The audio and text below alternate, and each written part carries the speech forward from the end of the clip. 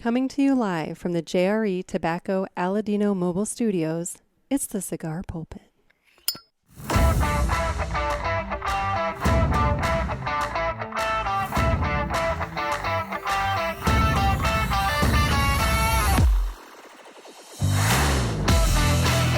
Hello, everybody, and welcome to another sermon from the Cigar Pulpit. I'm the Bishop of the Burn, Nick, and it's Ask the Boys time. So on the Zoom, we have Mr. Jonathan of the Cigar Authority, and then we also have an extra addition to the Ask the Boys panel here. We have Trey Mac Shipley of JRE Tobacco Aladino Cigars. You said extra. I'm bringing it. I'd say extra. Switching the gallery view there for myself because I was only seeing one of you at the time. So anyway, so I guess it's kind of going to be a smoker's choice episode. So we'll go around the horn and see what everybody's smoking. So who wants to go first? I got this. I lit up because I was on the call a little early, so I lit up an Aladino Corojo Reserve, because that's my jam. And then because Trey Mac's going to be here, I got Aladino in the regular, but the Corona size. Oh, you went for the Aladino since Trey Mac's here. Okay. Yeah, when in Rome. It was very nice. So what have you got? I've got the Aladino Cameroon Elegante, my personal favorite. And for backup there, I got the new Lounge Edition that just debuted. So, see, now I am the only loser not smoking Aladino. I'm a little light right now. Yeah. So yeah. Besides in the loafers. Well, I mean, don't let the hat fool you. But anyway, I'm actually gonna light up the Davidoff Late Hour because that's what I grabbed, and yeah, it's one of my. I don't smoke a lot of Davidoffs. Typically, they're just too light for me. But this one in the Nicaragua, they hit well. That one has a little more punch. That's a fantastic cigar. I like that. Precisely. So, I mean, I could have done the Candela. Now that I think about it, I do have some more of those at the box. The Aladino Candela. I could have done that. Should have. I mean, it's literally right there. But I'm gonna let it go.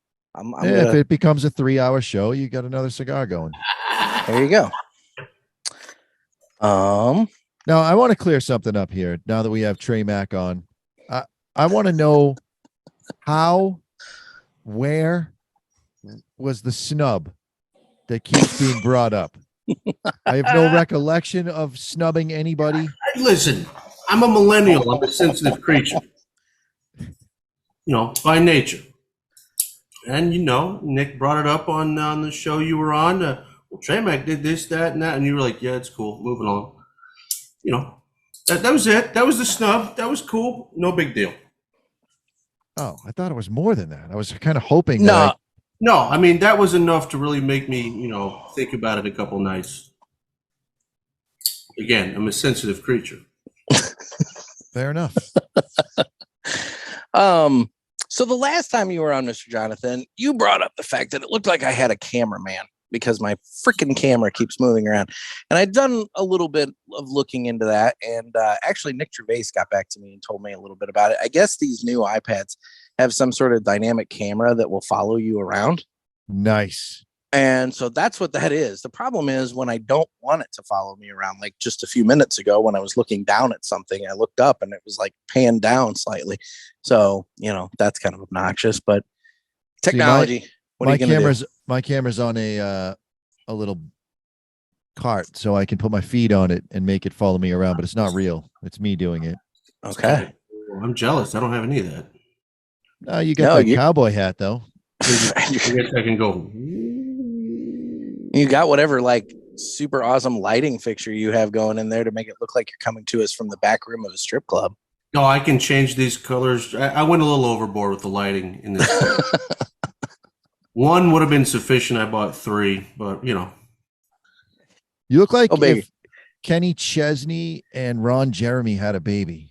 I like that. I thought you were Danny McBride, but yeah, it's kind of the same thing. Yeah. Awesome. Well, I'm going to get my cigar going, and it's time to cut the cigar. And the official cutting is brought to you by Dan the Man Ponder over there at Riverman Cigar Company. who has the full line of Aladino cigars. He's got all kinds of great cigars over there, in addition to the Aladino cigars. And guys, if you're in the St. Louis area, swing by, check it out. He's got a great lounge. He's got that outdoor area. It's a little hot right now, but there's some days that are nice enough to sit outside. And if you're not in the St. Louis area, he can still be your brick and mortar by offering a mail order. You just give him a call and he can prep a shipment of cigars to send out to you right away. So it's Riverman Cigar Company of Crestwood, Missouri. And now I'm going to go ahead and cut my cigar. See, you ask all your people in your audience to do that along with you. And never once. I never once asked. I thought we clicked earlier. Oh, no. I never remember when you do it. I do it there, but it's okay. You had yours going beforehand, so that's okay.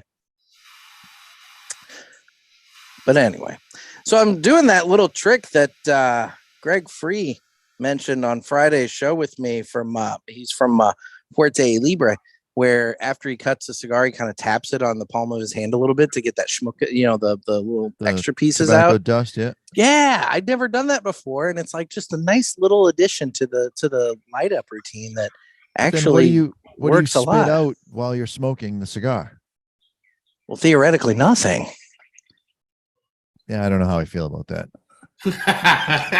Okay. Well, so Mr. Jonathan's a spitter. We got that now on the record. So how the hell have you guys been as we're prepping the cigars? How's everybody been? It's been busy time, I know, for Trey at least, getting ready for PCA. Yeah, he's coming into his busy time, and I'm hitting a little bit of a lull because of Father's Day weekend having come and gone. So the dads have their cigars, or they have their gift certificates, and they're coming in and spending them. But most of them have cigars, and so I'm going to have another week and a half of it being a little slower. There you go. I'm a little jealous of that. A little bit. So what's going on with PCA then? What can everybody look forward to from Aladino? Now, if you would have asked me that this time last week, I'd be like, I can't tell you anything, bro. It's true. But, Friday, we all finally got the official word on everything that's happening, and I can get a little jazzed up. Okay. You want me to get a little jazzed up? Yeah, you're dressed to be jazzed up, so I think it's appropriate for you to be jazzed up. Yeah, yeah. Cowboy jazz hands. Yeah, get your John Travolta on, Trey. Hey, Midnight Cowboy, here it goes. So it's Pride Month, that works. Anyway, it still is when this comes out. That works. You're right. The Aladino Classic, which has been a huge success for us, who still blended that himself, did a great job on that one. That's actually going to come out in an Elegante. So any Elegante nerds, freaks out there, kind of like myself, if you enjoy the Classic, now you'll be able to get that in the Elegante size. Or Lancero for those of us who, Lancero for the, the common folk. Yeah. Yeah.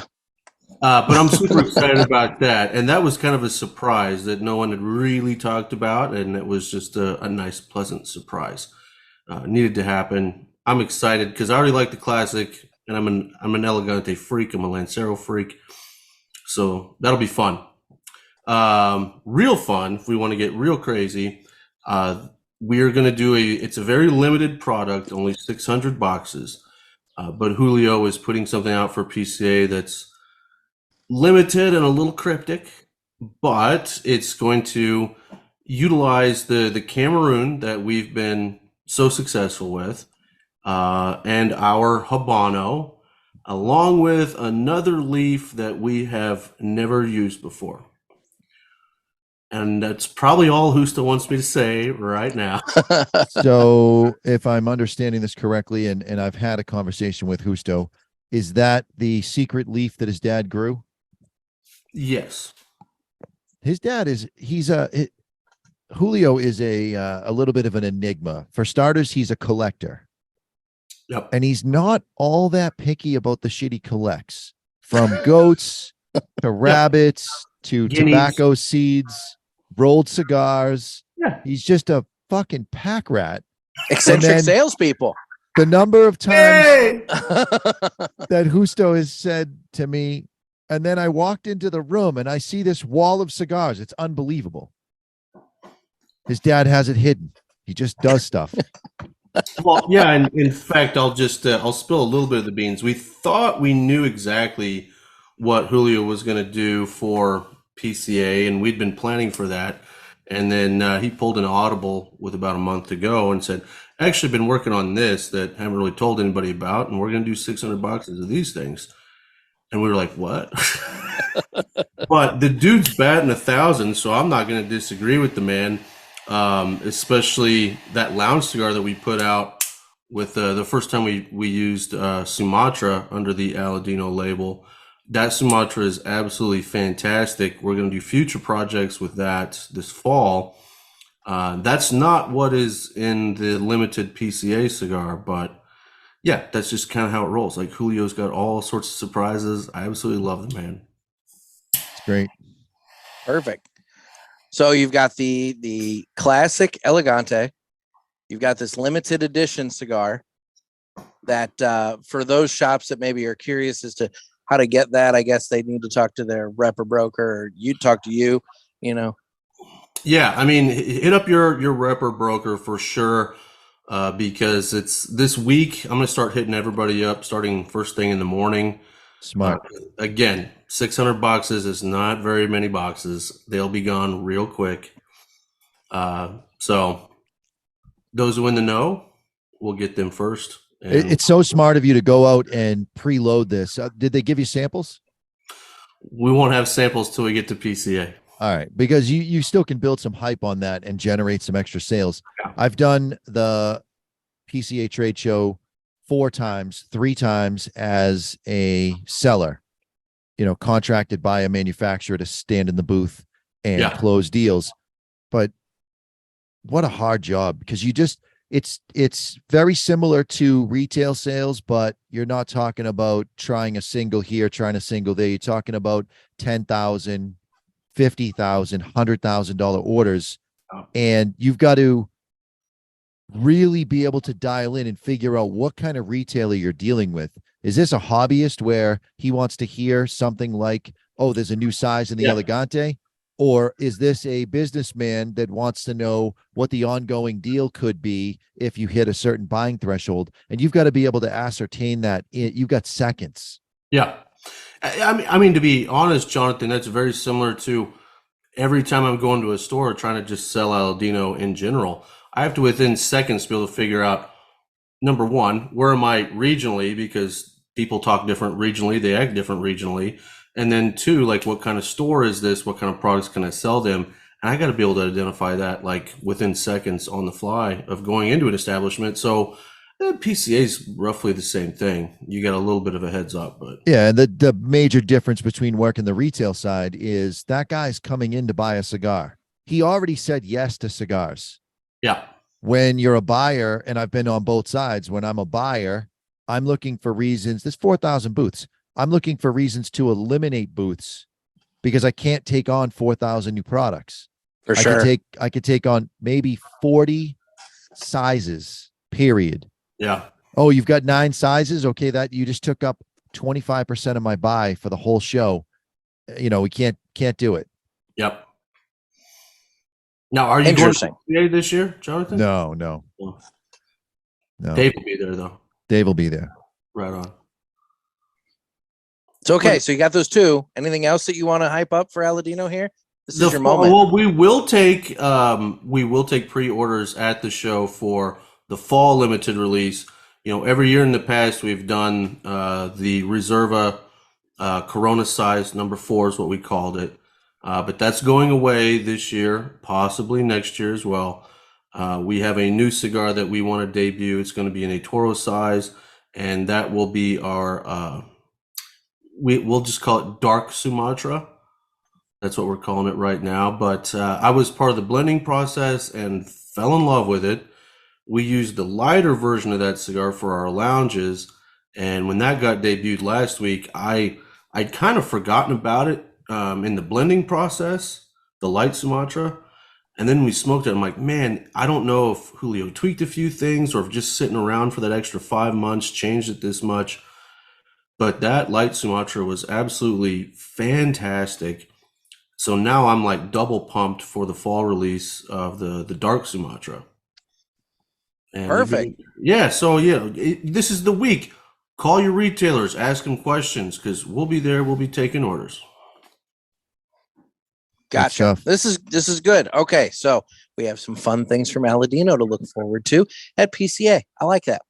So now that we've got the business out of the way, let's go ahead and jump into Ask the Boys because we have a number of calls. Shall we play a game? You talking to me? I have a question for you. You gotta ask me nicely. Ask me about my wiener. You got a question? You ask the 8-ball. Come on, sucker. Let's get it on. All right, guys. So it's that time of the month where we answer listener questions, concerns, calls, suggestions, whatever they happen to be. And if you didn't get your call in for this month, there's always next month. You can give us a call at the hotline at area code 863-874-0000. And we're going to go ahead and get to the first call here. I'd like this call to stay anonymous.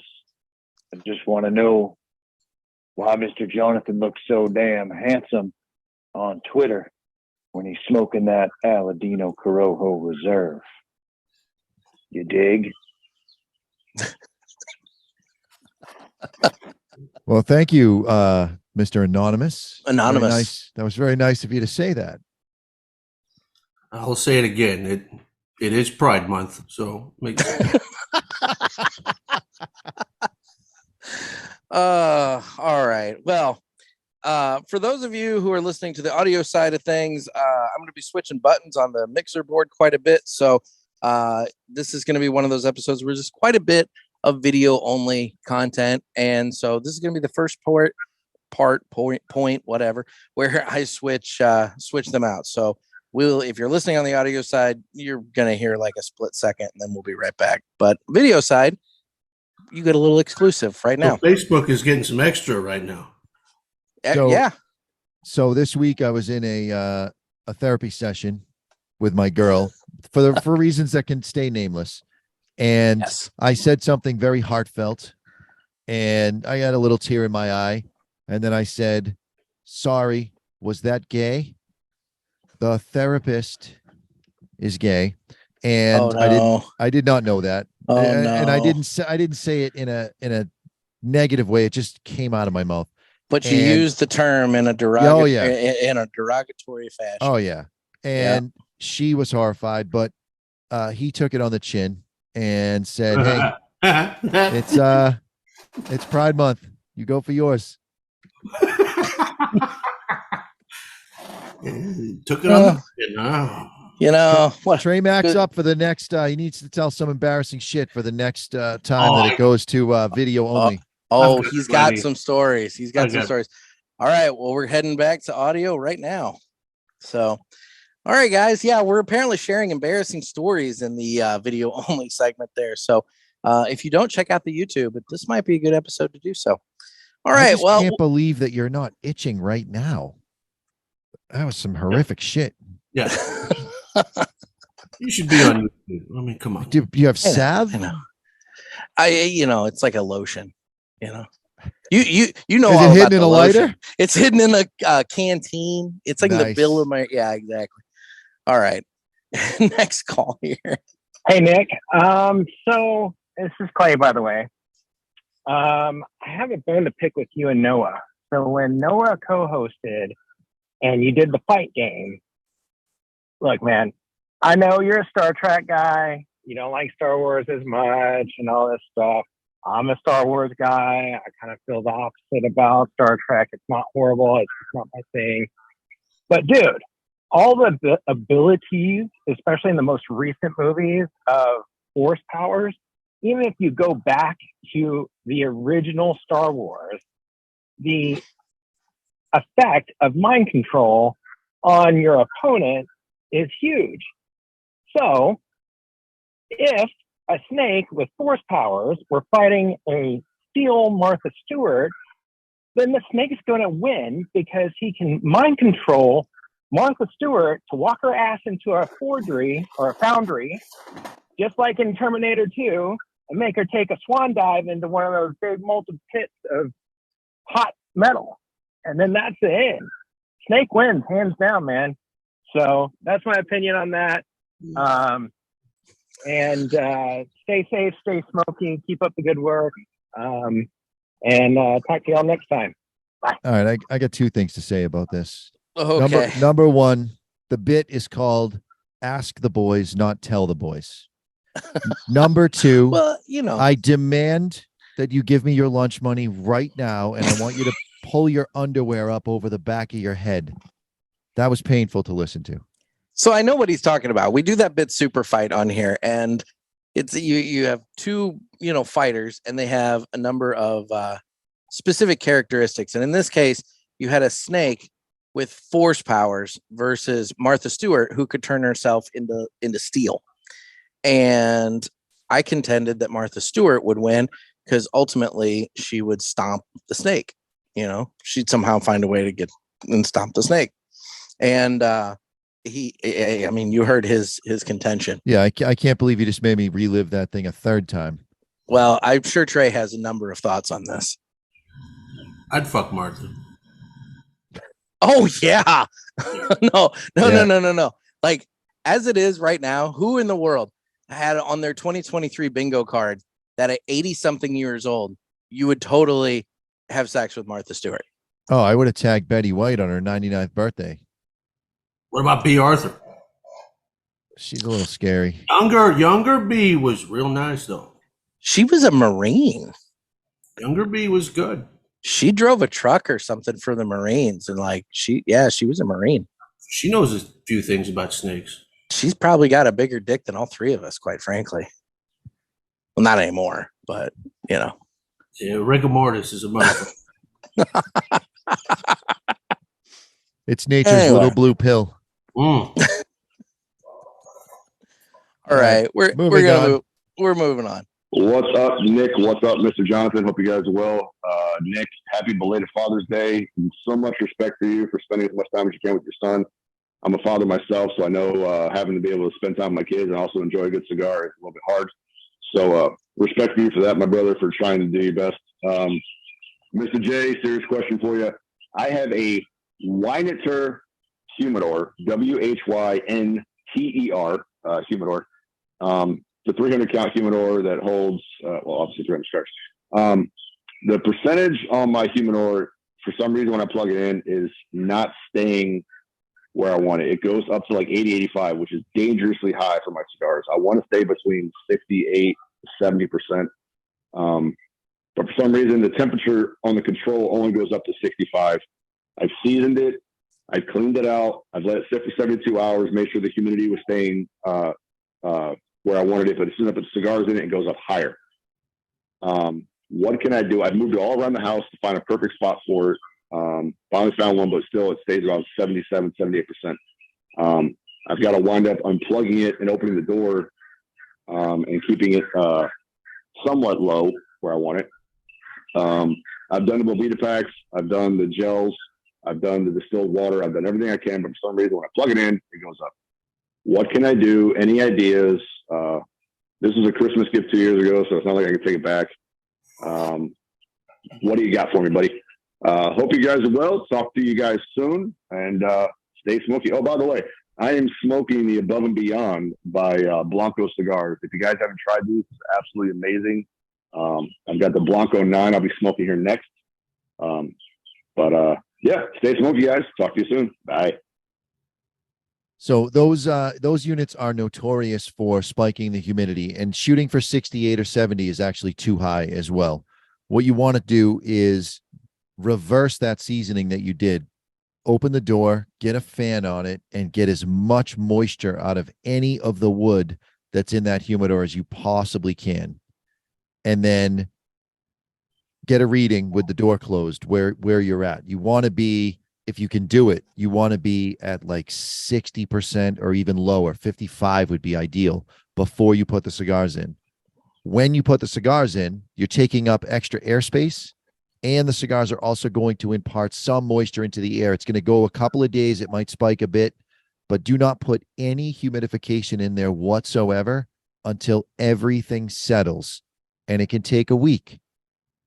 If it's up at night and it's still up in the morning, pull your cigars and you're going to have to start again. The problem with chilling air is the lower the air temperature goes, the higher the relative humidity gets until you hit dew point, and then it actually comes out of the air like it's been squeezed out of a sponge. So you did the right thing by raising the temperature a bit. Keep that as high as the temperature will allow. It sounds like 65, and just get that wood as dry as you can with a fan, or if you have access to those decadent packs that you see in sneakers, you can throw some of those in there to help absorb some extra moisture and just suck the moisture out of that unit, and then put your cigars in. And I would caution anybody with any humidor, stay off the internet. Do not wipe wood down with water ever. Do not put moisture packs that are above 65% in the humidor ever. You want to be between 55 and 65. 70 is a myth propagated by people that sell propylene glycol. It's too high for cigars. There, I'm off my soapbox. Couldn't agree more, but I got another question for you, Mr. Jonathan. You used any of the beads, like the heartfelt beads out of Nevada? That they do a pretty good job of sucking up moisture as well. I like those. I have not played around with the beads. I use the Cigar Oasis in one of my humidors, and I have a Hydra in another humidor. And they work off of a fan and a baffle system. So when the fan shuts off, the baffle closes. It doesn't release moisture. And also a trick that I discovered in having a conversation with one of the manufacturers. It might have been Nelson. It might have been Justo, but I think it was Nelson. Vinegar is used in close proximity to tobacco all the time during the processing, or a derivative thereof. So it is safe to put a cap full of vinegar in your electronic humidifier to alter the pH of the water so that you don't get the scummy buildup on the bottom. Yep. That's the only thing that I do different. I don't even put the beads in it because my humidors are so big, they're not being moved around. I don't have to worry about stuff sloshing. So I just run it with the I use filtered water, reverse osmosis filtered water, and I got no problems. Yeah, I've got one of those. Oh, go ahead. I'm sorry. I run mine at my unit kicks on in the big humidor at 58, and it shuts off at 60. So, and I have well over $10,000 worth of stuff in there. Yeah, and my cigars smoke perfect. Yeah, I've got one of the Cigar Oasis in my unit, and I keep it set at like 62. So, but yeah, it's the difference between 58 and 62 is going to be personal preference. You're going to have a slightly drier smoke that won't go out on you as much on a lower humidity, and you'll have one that has a more firm draw at a higher humidity. And you're going to find where you want to be, and you just set your cigars at that. Sounds good. All right, that was what one was that? Okay, that was 3. Okay, all right. I'm trying to keep my buttons straight here. So moving on to the next call. Hey, what's up, Nick and Mr. J? It's Bear again. No humor question, but I do have another very, very, very, very serious question for Mr. Jonathan. I don't know why I sound like I'm from Brooklyn there for a second. Anyway, what the fuck is up with the Aladino commercial? You guys are killing it. I've never not wanted to listen to the show. But when you guys get to that segment, I throw my headphones on the ground. I'm done. I can't listen to that shit. Like 1 week, you guys do it. Okay, it's cute. Pass it on. Then the next week, you play the Aladino's actual commercial. And then the next week, you play the commercial that you and Dave Garofalo sung, but with no fucking music. You guys sound like nails on a chalkboard, like a monkey fucking an ape kind of thing. It was horrible. And then last week, Mr. J, you weren't there. I don't know what the fucking music was in the background, but oh my God. Jesus, fuck my Christ. Please don't do that again. Please just kill that song, kill that commercial. Put the other commercial that you guys actually recorded with the guys from Aladino. It'd be great because holy shit, man. Anyway, stay smoky. Talk to you soon. Bye. He has opinions. I love that. So I actually love that he has such a visceral reaction. That's what a commercial's supposed to do. Yes. Number one. Number Yes. two, everybody is talking about that commercial. We have 23 advertisers, and that's the commercial everyone's talking about. Aladino's getting a lot of play out of this, and that's what you want to do for your advertiser, especially when you change up a commercial. Number three, YouTube hit us with a warning because we used a karaoke version that we did not have permission to use in the background. Oh my God. And for the record, I told Dave and Ed Sullivan told Dave, you can't use karaoke versions because you don't have the licensing. So you got to hire a musician to play the song. And even then, the algorithm may pick it up, but you got a better shot where it's not going to be in the Shazam AI mind. So it's a new version. But so that's where the music came out that week, and it was just us singing a cappella. Horrible. Horrible. And then I tagged my brother in. I sent him the audio of us singing a cappella, and he found the karaoke version that we used, put it in his headphones, and played along with the guitar, and then did 17 takes with a kazoo, and just had fun with it and made that version. And it's terrible, but I'm selling more Aladinos than I ever have. It's genius. It's absolutely genius. I have had more people send me messages saying they can't get that damn song out of their head than ever before, and I'm like, that's why that commercial is the way it is. Don't change it. It's the shit. There's a store in upstate New York that's playing. They cut the audio out and they're playing that in the background of their reel on Instagram. They're playing our commercial. God. I love it. Fucking awesome. Great idea. Great idea. We probably, because Justo is probably a little bit more conservative than how we're playing it, he's probably going to force us to use the commercial that he recorded, which will be fine. But if we at can that, put that off as long as possible. I'm trying. I am trying. Every time we have a meeting or what are we going to do with the commercials, I'm like, let's do it one more week and see what happens. Yes. Let's see if Justo pulls the trigger. I love how we get a hater phone call when you're wearing that hat that says you love haters. I love them. Listen, the people that don't like something, their opinion matters to me. It doesn't mean I'm going to change any more than I'm going to stay the same when someone says they like something. Other people's opinions of what I'm doing or what we're doing on the show, and Nick, in your case, what you're doing on your show, it doesn't matter. I'm doing the show I'm going to do. I'm the guy that I am in the moment that I'm that guy. Someone's opinion, good or bad, isn't going to change, but I love that someone cares enough to hate something. Yeah. And that's what the I love haters thing is about. You care enough that you not only hate it, but you're going to voice your opinion. And I just love that. That's why I read all the bad emails. They go to the top of the pile. No, I agree. And I think you played the one that Justo recorded on, what was it, on an after show? I think so. Yeah. That was the after show. Stick with the musical one. No offense to Justo. Stick with the musical one. If we could do like a collaboration, if everybody could like keep all their like hated emails, and at the end of the year we could do like a haters ball, kind of like Chappelle did, and we just read all the hate and just bring it out. That'd be beautiful. Oh, that's not the direction I thought you were going. I thought like everybody sings a line from the song and we cut it all together. And that becomes no.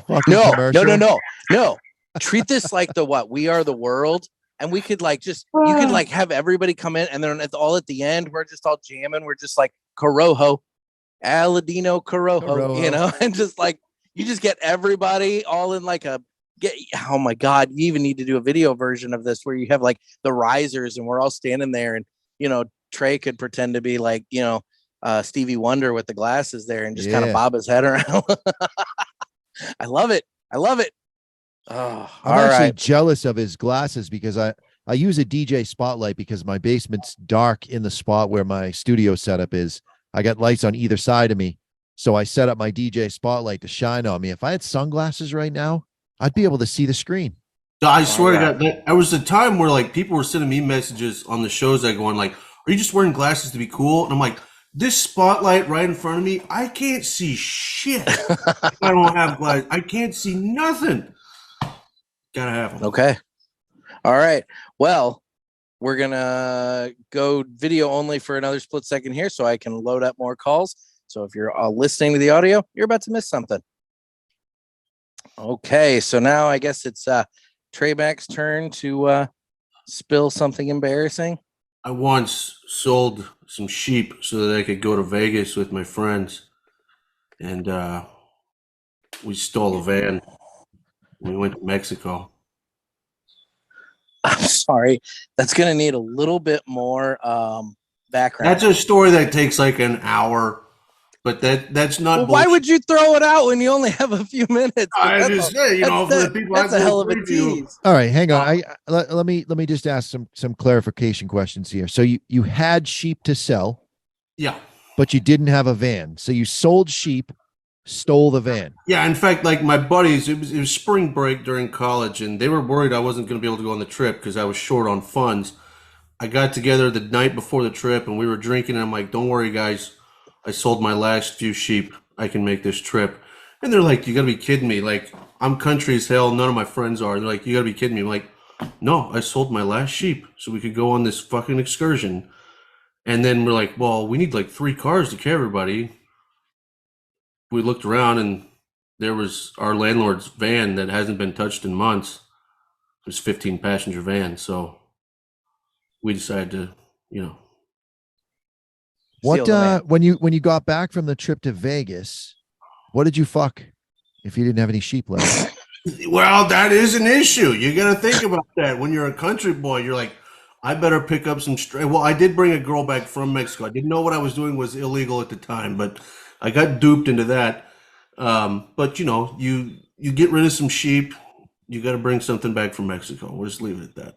All right. I like it. Okay. Well, we're back to the audio, and I just can't believe his foreskin could hold that much. I mean, Jonathan, tell me you've never used a lambskin condom. It's just an ungodly amount of waste. All right. Next call here. Yeah, this is Noah. I have a tobacco question for Mr. Jonathan. Let's say theoretically you won a contest where you were promised cigars and your dear friend reassured you that they would be in the mail. How long do you wait until you give up hope to receive these cigars? Wait to hear your answer. The standard amount of time is 5 years. Thank God I'm in the window. Before you give up hope. That doesn't mean that they're going to come, but you should still hope, and you should still wish, and you should still definitely call into your, I'm going to put it in air quotes, your friend's show, and just keep reminding them that they owe you said cigars from winning your contest. Look, he's going to be at Pulpit Fest, so either I get them sent or I hand them to him directly. Either which way, he's going to that's a smart play too, because then you can forget them there too, and this can keep going. Either which way, he's going to get the cigars, one way or the other. Sorry, Noah. Sorry. Anyway, all right. He's called in at like every Ask the Boys, I'm pretty sure. Yeah, I'm a bit behind on mail. So anyway, I'm not good at the mail. Not good at the mail. Shitty Ted Kaczynski, bro. It's funny you bring him up. I have been marathoning a podcast. What is it called here? Real quick. I'm going to bring this up because you just decided, called Project Unabomb. And I'm on the last episode right now. And it talks all about the relationship between Ted and his brother and all this. Did you know his brother lived in a fucking hole in the desert for like a number of years? And yet they didn't like each other. Well, no, apparently they were pretty close for a while, but then they did drift apart. But yeah, his brother basically built himself a 10-foot long by 4-foot deep hole in the desert and lived in that for a number of years. You could stay cool in that. Did he have a roof? He had to have some sort of roof, I would imagine. But the thing is, you're at the right point that, the desert getting cold in the evening and warm during the day, it kind of regulates the temperature. But I just find it funny that Ted's living in a shack up in the woods, and his brother's living in a hole in the Texas desert. It's like, what did these parents do to these kids? You know? Oh, no. What did MK Ultra do to Ted? Stop it right there. The government did it. Every time this comes up, I get all pissed off, and I gotta. MK Ultra did that shit. They did do something to him. I'm with Trey Mac on that. I had a buddy that just went up to Alaska, and apparently in Alaska you can make a request for land. You get like 5 to 25 acres, and you build a cabin. They give you a certain amount of time to build a cabin, and you live there for 5 years, and you can have this land for free. And he said on one of their hikes, the other thing is you can't lock the cabin when you're not there, because if you leave, go on vacation, or becomes your vacation home afterwards, the cabin has to be unlocked. And it's this community of hikers and hunters. When you come across a cabin, you can go into the cabin, you can make food, and you leave food behind for the next person. It's this whole culture. He goes, if you ever had to get off the grid, that's the fucking place to go. You figure out your route to get the cabins, and you've got a place to stay all the time, and you can eat and off the grid. Sounds awesome, but I know what people do when they're alone. It involves sheep. Anyway. Only if you have sheep. If you're lucky. That's true. That's true. You may have sheep are hard to come by. You may have sold them, but not in. No. Oh my God. Okay. Next call. Hey y'all, it's Clay. Wanted to submit a couple questions for Mr. Jonathan to get his take on things. I typically listen to Cigar Authority, so I've heard him kind of touch on some of these topics before, but kind of wanted, to kind of ask specifically about issues that I've encountered, not super often, but regularly enough. So, wanted to ask him, both are construction issue topics. The first one is, what exactly causes a cigar to burn, but the draw is not tight, but there is no smoke coming through the cigar itself into your mouth when you take a draw, and you have to like rip on it like 3 really hard puffs, and you finally get a decent draw every single time you draw. I've noticed with cigars like that there's not a specific blockage. There's not a knot, what a lot of people call a knot, which is a hard space somewhere in the cigar. It doesn't seem to be cap or foot related. It's just weird. It's weird how a cigar can burn and there is some airflow, but there is no smoke coming through it. And it happens, with lots of different brands. So I don't notice any specific size, shape, or brand that does it. It just seems to happen. So I was wondering what the cause of that is typically, and if there's any way to correct it. My other topic, or question I should say, is regarding mouse holes. So mouse holes are a super pain in the ass, especially when they go all the way through the cigar. We all know what a sucky smoking experience that is. And I was just wondering, when you recognize that there's a mouse hole and it seems to be going completely through the cigar, if there's any way to address that or fix that. So, and I guess that's it. I just wondered, if Mr. Jonathan could, speak a little bit to both those construction issues. I do want to say that I love it when y'all team up. Think it's great when Mr. Jonathan's on the show. Definitely would love to see y'all do more of this, and appreciate the knowledge and experience. And yeah, so y'all stay safe and stay smoky. Talk to you later. Bye. The mouse hole issue is because when the rollers book the tobacco, a less experienced roller can either double stack low priming tobacco, which has higher combustion, or if there's a fold in a specific spot, where there shouldn't be, and you have a double up of low priming tobacco, which is high combustible. That part continues to burn because it has its own oxygen supply, and it burns until it finds its way out. So if the mouse hole is kind of close to where the burn is, you can often cut that with your cutter and relight it and be okay. If it goes way up the cigar, or you just get this tunnel and you're getting an unbelievably open draw and no smoke production, throw it out, start over with a new one. There are some companies that have had trouble, mostly in the Dominican Republic, with getting their rollers back after COVID, and most of them have opened rolling schools, and most of them have very inexperienced rollers. And there's even been some talk of alleged things like fires and so forth. I'm not mentioning anybody's name, but there are stories being formulated to cover up the simple fact that cigar companies that have been known for having great construction for the years and years and years they've been in business have rookie rollers, and the construction has been terrible. So there's that. Obviously, you spend a little bit more money on your cigars, and that'll happen less because more expensive cigars, they can afford to pay the rollers more and get more experienced rollers.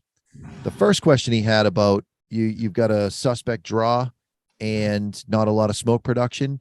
That can be the opposite problem. That can be double stacked Ligero that will hold moisture longer and not get good combustion going. It can also be a small twist in the bunch if the roller's not using what's called a Lieberman press, which means they book the tobacco, they fold it properly, and they have their stacks of tobacco the way they should be. When they use a Lieberman press, it is a piece of leather that they can just press a lever and they can roll it into the binder, and you end up with a more consistent draw that way. When it's done the old-fashioned way, completely by hand, the roller has to be super careful when getting that binder on, that the bunch doesn't twist. If the bunch twists, you're not going to get a detectable knot per se, but you're going to have an obstructed airway.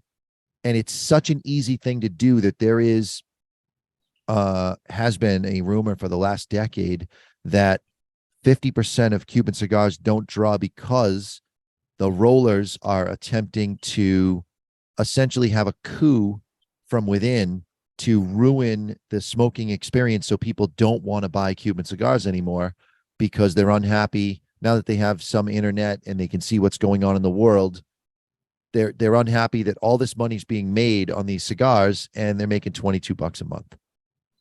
Huh. That's an interesting rumor.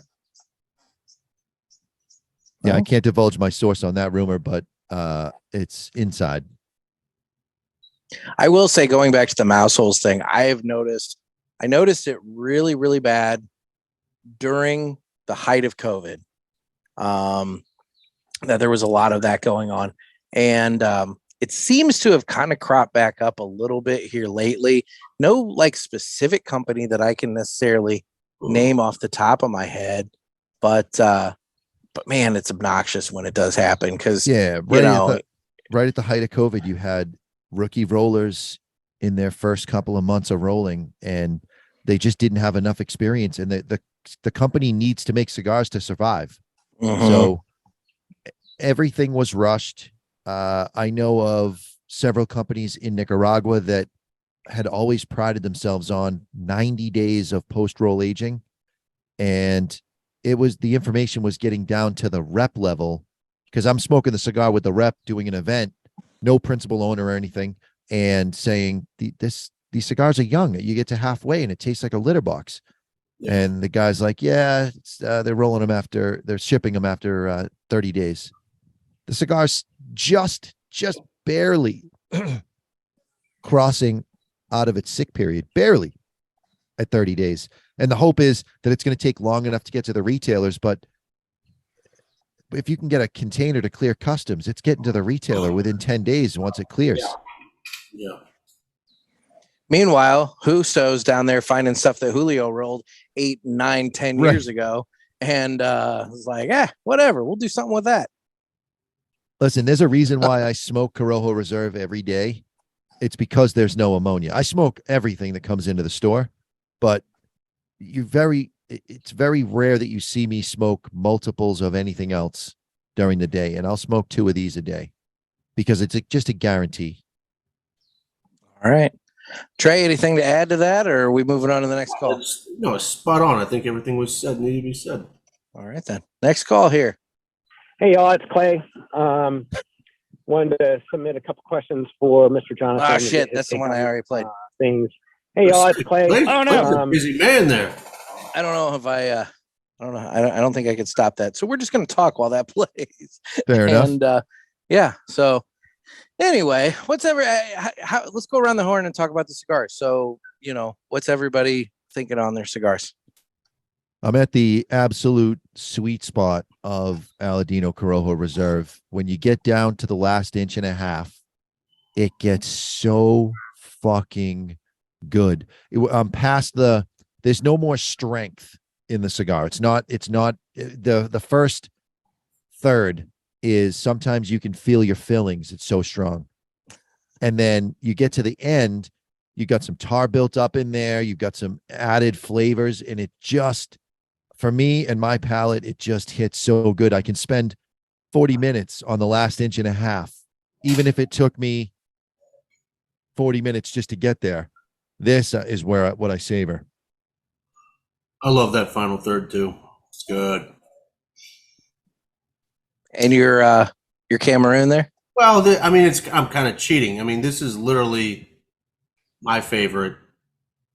Cameroon for me is always a love or hate relationship. If I look at everything throughout the market, I either love it or I hate it. There's literally no in between. So when we were coming out with a Cameroon, I was like, oh, hope I love it. And I was like, I'm pretty sure I will. I love everything Julio does, but I was still nervous. And then the first one I had was Robusto, and then we had the Lonsdale, and then we finally came out with the Elegante. And that's where I get the best mixture of that natural sweetness plus those kitchen spices. I get nutmeg and dried fruit. That's kind of what I get out of it, and I really like that combination. Spot on. I can't say too much more about it. The Lonsdale is great. The Elegante is even more up my alley. So I find with the regular line, and the one I smoke all the time is the Corona. The Corona. And I was bouncing around and grabbing the Robusto and smoking the Corona. And I had some extra time. I had like an hour and a half to kill at the end of the day. And I grabbed the Toro of the regular line Aladino.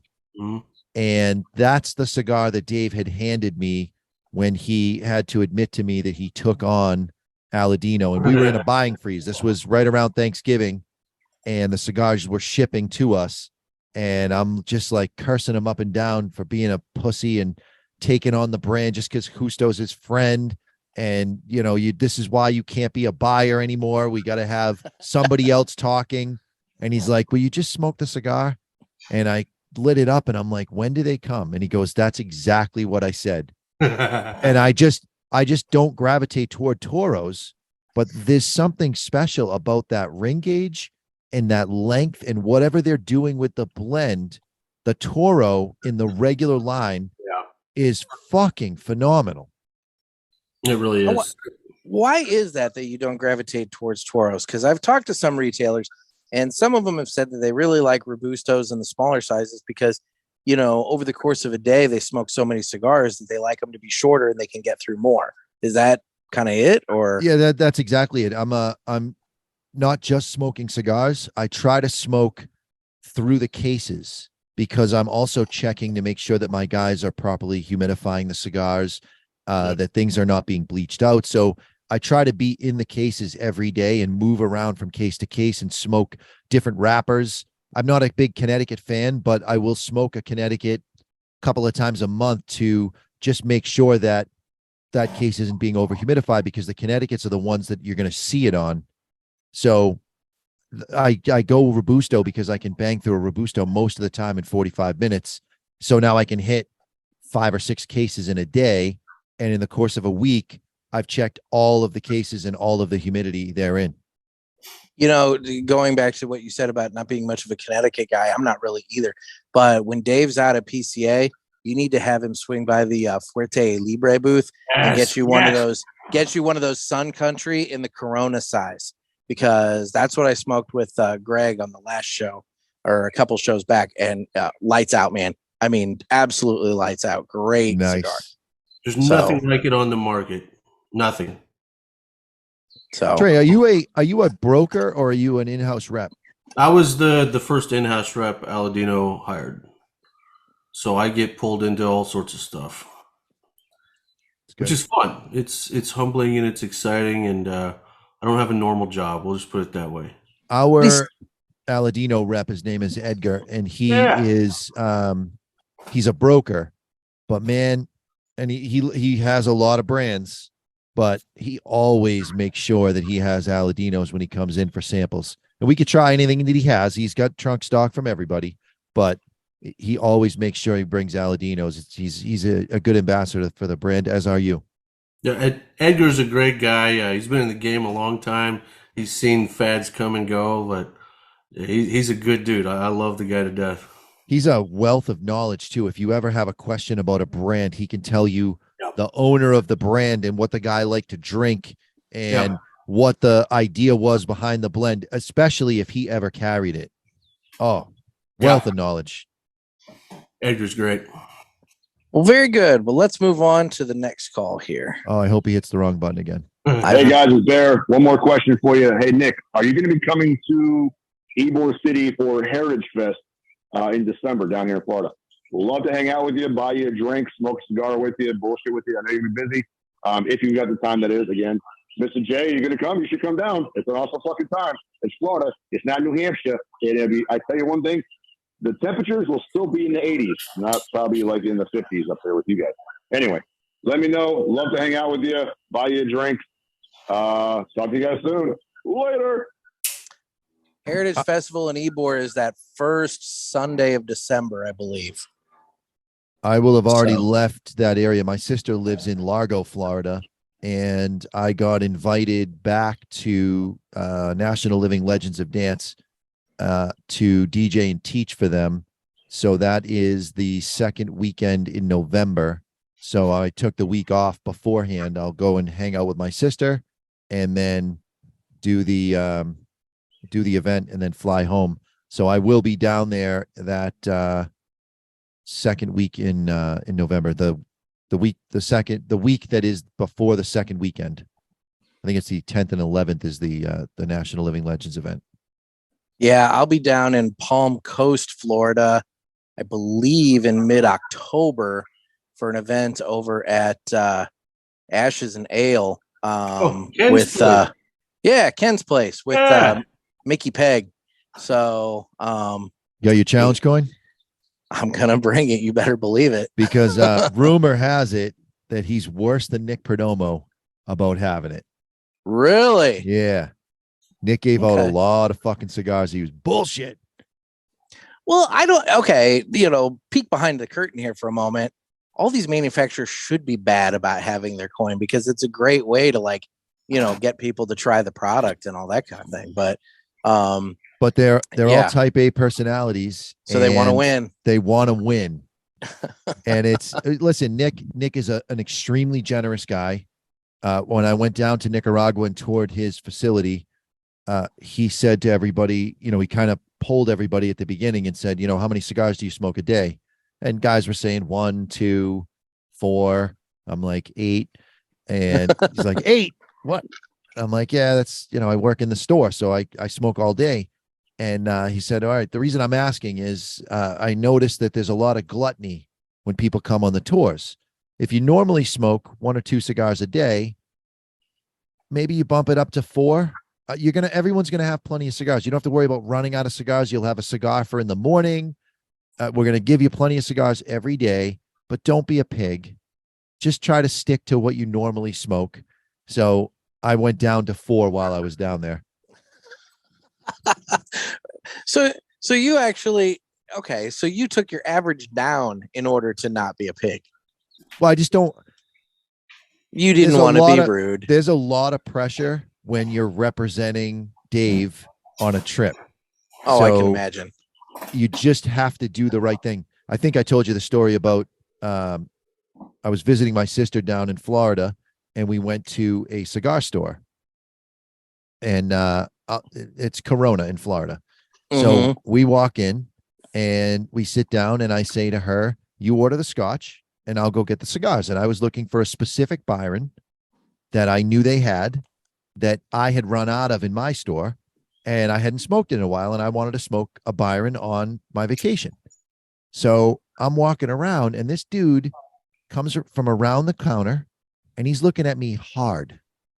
And I'm like, shit, he thinks I'm stealing. I got a sport coat on, pocket square. I'm looking good. We had just come from dinner. My sister bought a $500 package for the two of us to have sushi, where you don't get to order. You sit down and the chef makes you what he makes you, and you eat it. It was amazing. So we're night capping after that, and this dude's looking at me fucking hard. So I put my hands up, because I cannot afford to have an incident in a cigar store working for Two Guys Smoke Shop. So my hands are up, and I'm walking sideways up and down the aisles, because their whole building is humidified, looking for the Byron. I find it. I get two cigars out. I hold the cigars above my head. I walk up to the counter. He comes around to the back of the counter, and he goes, "It is you." I go, "What?" He goes, "You're Mr. Jonathan from the Cigar Authority." I'm Mark. And I'm like, I was on Facebook then. I recognized him at that point, and I'm like, oh my God, I fucking thought you thought I was stealing. He goes, "I was wondering why you were walking around with your hands up." He goes, "I understand now. I get it." That's awesome. Well, I guess we could have used that for your embarrassing story, but you burned it. So there we go. But yeah, in terms of whether or not I'm going to be down there for the Heritage Festival, it might be a little tight making it back down to Florida a month and a half later. Well, not even a month and a half. Yeah, it'd be about a month and a half later. I don't know. I'd like to. I love Ybor. There's very few things in life that I enjoy more than getting my cafe con leche and a cigar and sitting out in front of King Corona and just watching the spectacle of humanity in the world go by there on 7th Avenue. You ever go into the Honey Pot? The Honey Pot? You don't know about the Honey Pot? I'm not aware of the Honey Pot. Oh my God. The reason why there's all those trannies walking around is there's a gay club, like, I don't know, 15 doors down from King Corona on that same side of the street. It's kind of a nondescript building, and it just says the Honey Pot or something like that on the outside. Huh. And it is fucking fabulous. Well, despite the hat, it's not normally my scene, but it's amusing. Stop it. Listen, it is. I've been to a few gay clubs in my day to go dancing, and you don't get hassled. There's no fights. Oh, dude. There's no nothing. Yeah. It's just people are just there to drink and party and dance and have a good time. And they know that you're not one of them, but they still welcome you in. I hung out at one in college quite a bit because so in college I worked at a GameStop in the mall, and the assistant manager was a lesbian, and she was very good friends with the owner of the gay bar in town. And so we would all go up there simply because we could drink like stupid cheap, if we were with her. And I mean, yeah, it was a fabulous time. I mean, it was Remind one me of those. to tell you my Friends Landing story is my next embarrassing story. Friends Landing. Just say that. I'll remember. Friends Landing. Okay. But it was one of those, it was the first place that I went into where there were no stall doors in the men's room. And there was the giant fishbowl of condoms.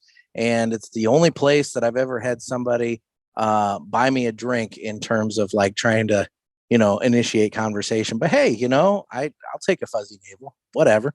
It is what it is.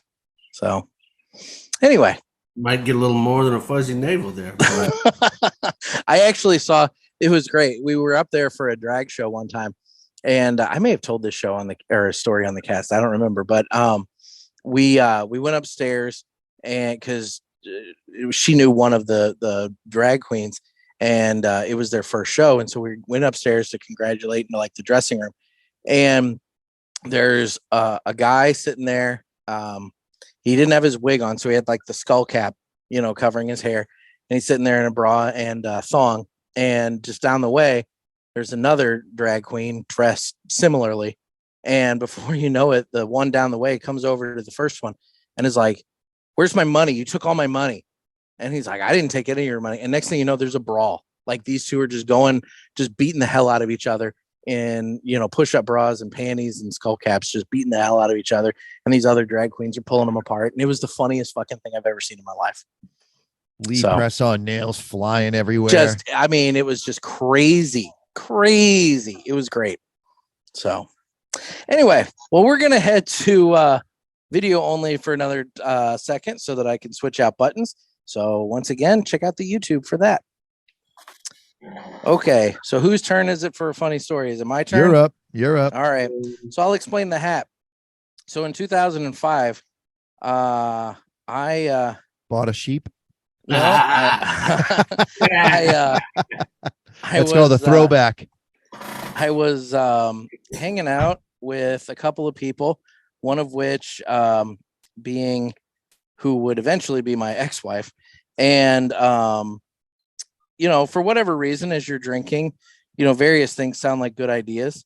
And it sounded like a good idea for me to try and do the milk challenge, which was try and drink a gallon of milk in an hour and then keep it down for an hour. Well, we didn't have a gallon of milk at the time at the house that we were at.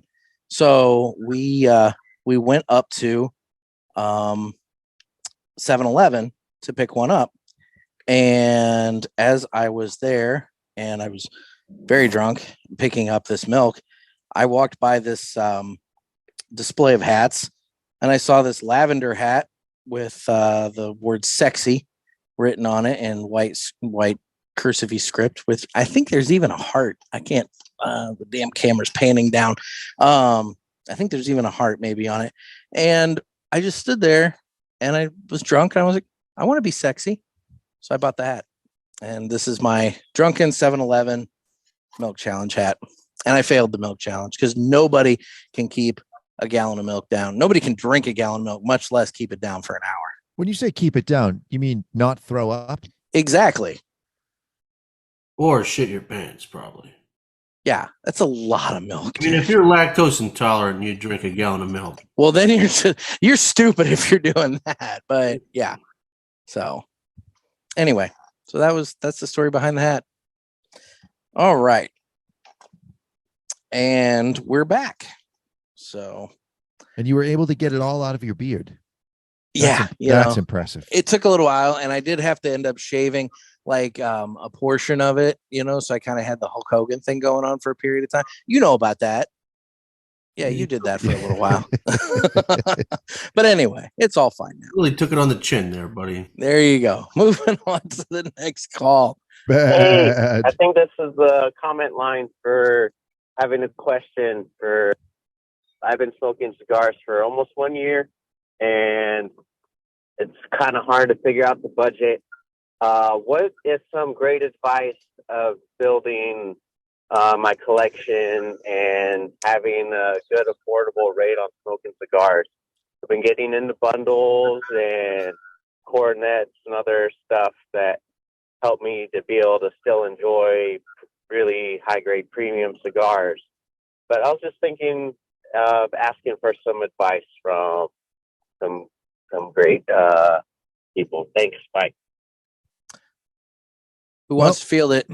I believe that there's two ways to go about it. So when I was a new cigar smoker, I would take advantage of any time I was a customer of two guys at the time. Anytime there was an event, I would go in and buy by the box. And at that time, giving out free cigars with a box was popular. So I figured out that if I bought by the box, I was saving anywhere from 10 to 15% off the single price.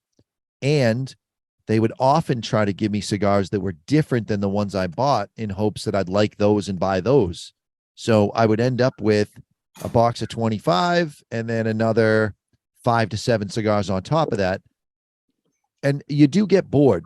So if I was smoking a couple cigars a week at the time, I could get through half a box by the time the next event would happen.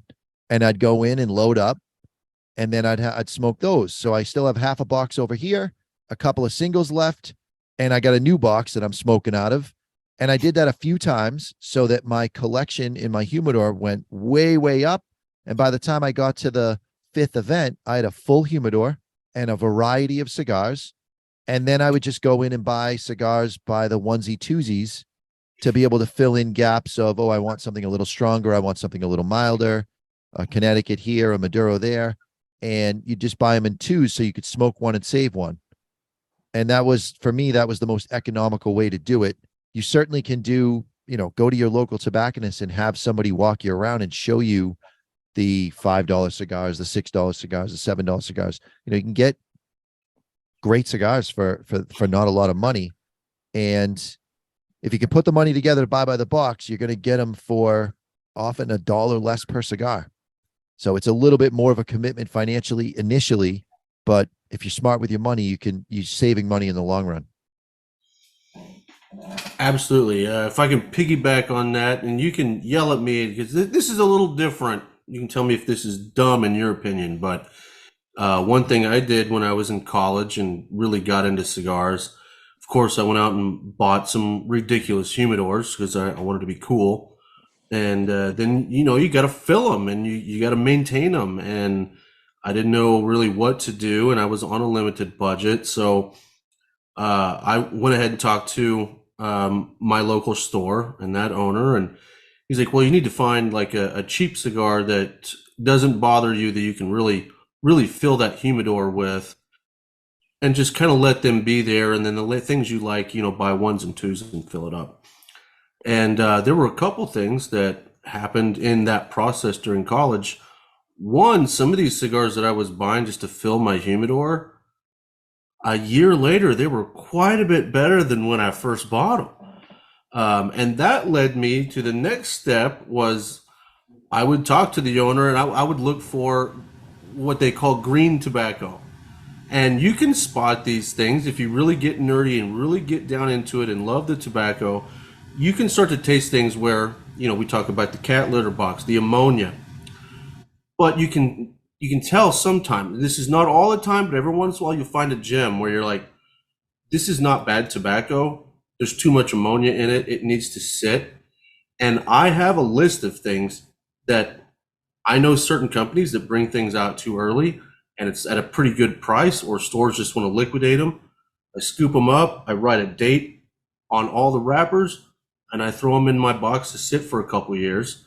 And I save a lot of money doing things that way, because there's certain things that you give it enough time, they become really good cigars. So that plus certain bundles actually become pretty decent cigars. I mean, provide medium fillers better than short filler, but there's lots of ways to do it when you're on a budget and learning at the same time that can still get you involved and excited. And that was one of the things I found is when I'd go back to those cigars, those half boxes later, they just kept getting better and better. Mm-hmm. And you're 100% right. Even with a bundle brand, why are bundle brands cheap? Well, typically there's no box, so you're saving money because it's being cellophane wrapped. When a factory is getting their rollers out of their rolling school and onto the floor, they're not starting them on $30 cigars. They're starting them on $3 cigars. So you're going to have some combustion problems. You're going to have some burn problems. But for the most part, these people pass their lessons at the rolling school. So you're going to get a lighter version, not more like light beer. You still get fucked up if you drink a case of it. But you're going to get a cigar light with these bundle brands. But with the time, even if it's not a great cigar, it will improve. Yep. Well, and if you are somebody who is focusing on maybe trying to stick with the budget bundle cigars, if you go back in our archives, we did that battle of the budgets where we smoked 16 different, budget cigars, and we unbanded them and, smoked them blind and did it all the way up to the end. And, not to like kiss the ass of the studio sponsor or anything like that, but the Tatiscan won that out. That was a fantastic, cigar, and for the price. So, I mean, if you're looking at finding, a budget cigar, I mean, we gave reviews. When was that? That was probably a couple of years ago. But if you go back, they're all labeled accordingly, and you can listen to quite a few episodes where we go through a number of budget cigars. Trey, those Tatiscan are mixed filled or Cuban sandwich? Yes. So, and this is the thing about that is that those mixed fillers sit around a little longer. They do. Because they're the offcuts. If someone's going to make a Toro, which is 6 inches long, they're rolling a 6.5 inch cigar and they're cutting those ends off. Yep. So those small pieces sit in a hopper until it's time to do the run to make those Tatiscan. So the tobacco itself, even though it's a less expensive cigar, it has tobaccos from much more expensive cigars that have also sat around and aged a little more. So yep. there's an example of where a mixed fill cigar, and also the flavor is going to be super consistent because they're going to take X amount of grams from this hopper and X amount from this hopper and X amount from this hopper. They can get that blend to be almost exact from cigar to cigar. Your draw is going to be great. Your burn's going to be great. And you can do that on a budget. And for sure. You combine that. I mean, I think number one, this whole little conversation, I think is actually pretty important, but really have a relationship with your local store owners. And talk to them, get to know them. They will tell you these things and they'll point out certain things that maybe you should buy that would be a good idea. They'll lead you. And then when you go to events, take advantage of those deals. And when you don't have events, look for the deals we just kind of told you about on these medium filled cigars. I mean, you can win. You can win. For sure. All right. Moving on to the next call here. Jerry Poliski here. I have a couple of tobacco-related, cigar-related questions for Mr. Jonathan, as it turns out. What is the weirdest pre-light ritual you've ever seen? And what is the weirdest flavoring note you've ever gotten from a cigar there? I was in a cigar lounge in San Francisco in the early 80s there, as it turned out. Oh, no. And the weirdest pre-light ritual I saw was the gentleman would spit on the cigar before they cut it. And the flavor note I got was hot, warm mayonnaise, as it turns out. Anywho, I also recently finished the TV show Succession, so I am a bit of a business expert, as it turns out. And I would like to throw my 2 cents in there and throw my hat in the ring, as it turns out, for the cigar authority and pulpit merger there, as it were. Yeah, I would like to sweeten the pat, and I would like to throw in my timeshare in East Palestine, Ohio, to the pot there, as it turns out. Let me know what you think. Keep up the good work, as it turns out. All right. The most odd flavor I ever got, and you guys will know exactly what I'm talking about. If you've ever hit your head right on the back of the head really hard, you get right on your tongue, you get a metallic and marshmallow flavor. And I got that on a cigar. And as I'm describing it to Dave, it wasn't even on the show. I describe it. And he's looking at me awful weird. He goes, you taste metal and marshmallow? I go, yeah, it's like a concussion. The flavor from a concussion. And he thought that was the funniest fucking thing. The weirdest pre-light ritual. We hired a rookie and we were doing a staff meeting and the kid was a little socially awkward and had these very big mannerisms as he's doing the thing of cutting the cigar. He's really inspecting it and smelling it, but not like I would smell the wrapper maybe on a new cigar or smell the foot. He was smelling the cap. It hadn't been cut yet. A little strange. Then he does this big elaborate motion with his arms to like clear the sleeves on his shirt away from the cutter. And he cuts the cigar way too much, lops off a big thing. he hadn't gone through training yet. He'd just been hired. And then he pulls out an ST DuPont lighter, like a $1,200 lighter. And he flicks the thing open for the ping, and he looks around to see if anybody heard. Now, we all work in the cigar store. We do not give a fuck what you use to light your cigar. Nothing is impressive anymore. I've seen everything. Just get it lit and smoke it. That's where we're all at. And no one saw or heard the ping. So he closed it. He waited 20 seconds. He did it again. And flicked the ping again. And he's looking around. So I got a Dominican kid that works for me. And part of the Dominican culture is they point with their lips instead of their fingers.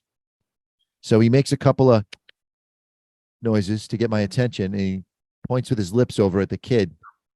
And we all speak Dominican at this point with the lip pointing. So I look over and I get a chance to watch the end of this ritual with the flicking of the thing. It was a riot. So that'd be the oddest pre-light ritual that I've ever seen. Trey? I've seen a lot of shit. I've never seen that. What's the oddest? Yeah, What's the oddest though? Yeah, I mean nothing. I don't know. I've seen a lot of weird shit. I mean, I've seen hillbillies light their hair on fire lighting a cigar.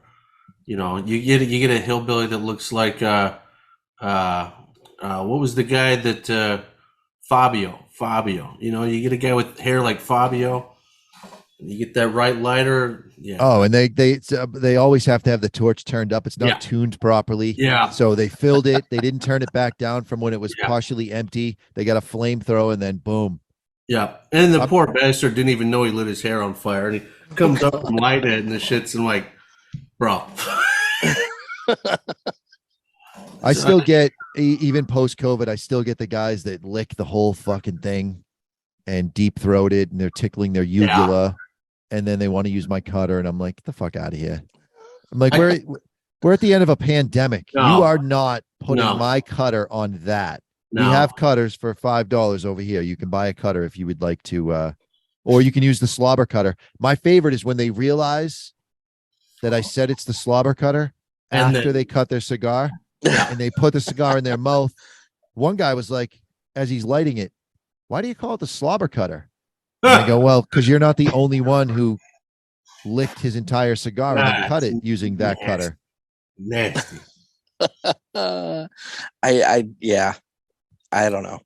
I think the funniest thing I've seen, this isn't the funniest. It's just one of those things where like a guy, it doesn't matter if you're a newbie or a veteran, or if you just got more money than God, people still like screw up and don't know what the hell they're doing.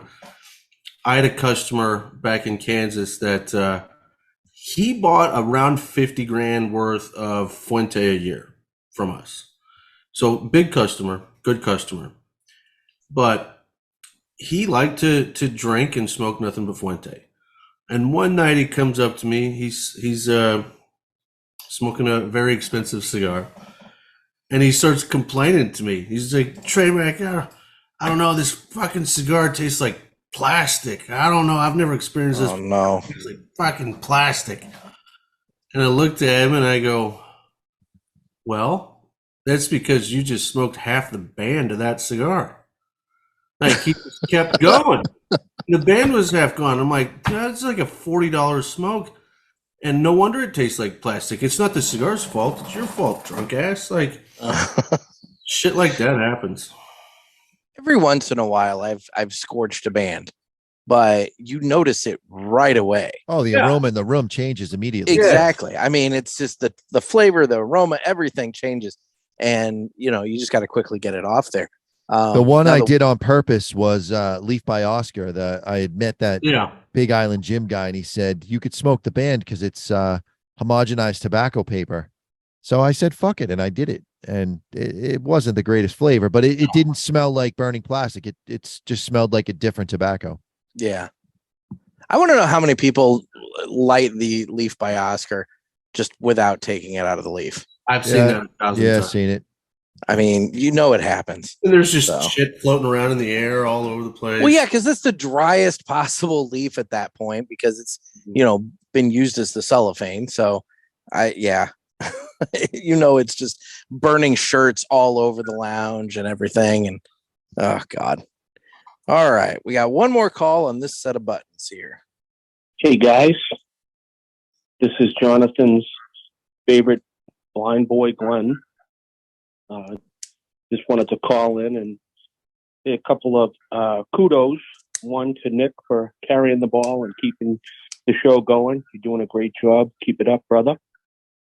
And for Jonathan, I want to a special kudos to two guys for your launch of the McAuliffe Black.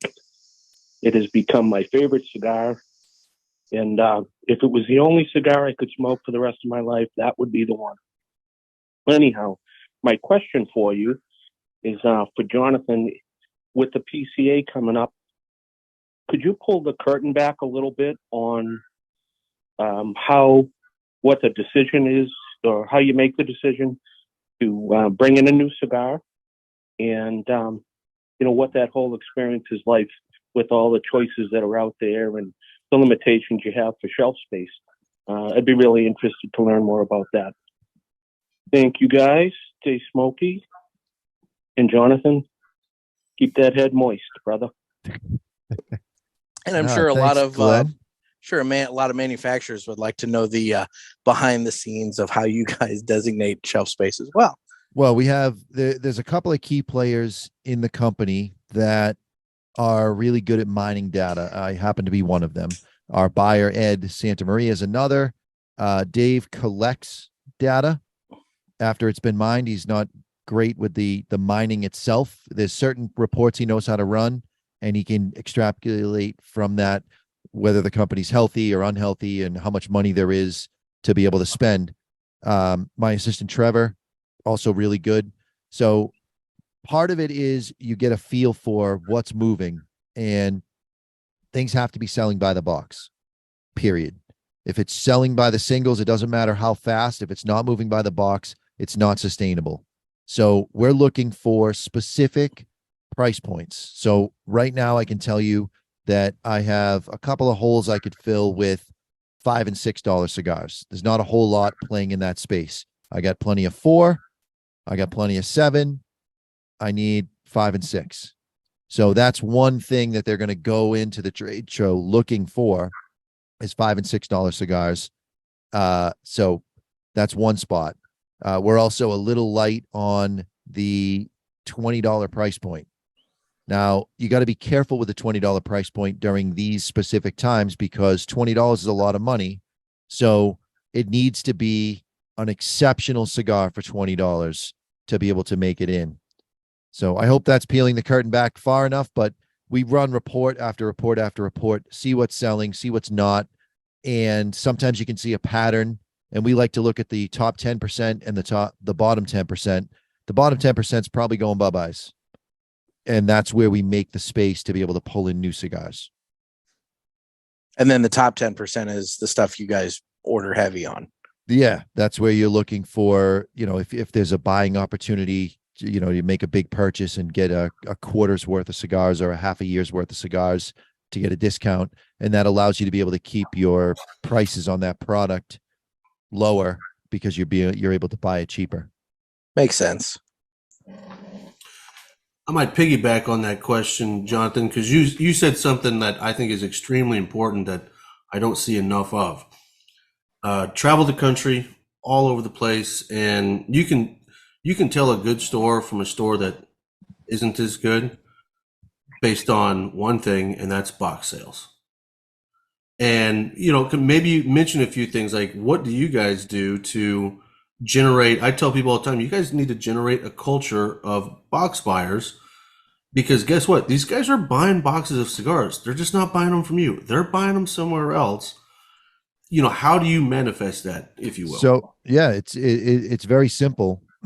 We have a salesman that doesn't talk. He's called a silent salesman. And on the box of cigars is the price of the single, and right below it is the price of the box. And if the customer can see the difference between the two is 10%, why wouldn't you buy the box? Amen. You're getting the last 2 cigars you're smoking in that box. You're going to smoke them anyways. You're getting the last 2 free. And some that's on 10%. Some companies go a little deeper, 15, 16, 17%, 20%. And you just, by putting the price on the box, you're telling the customer that this is certainly an option, but this is the preferred method of procuring cigars. And yet, how many stores across the country do you see that do not put the box price right there next to it? It's crazy that they don't. See it's it all. Crazy.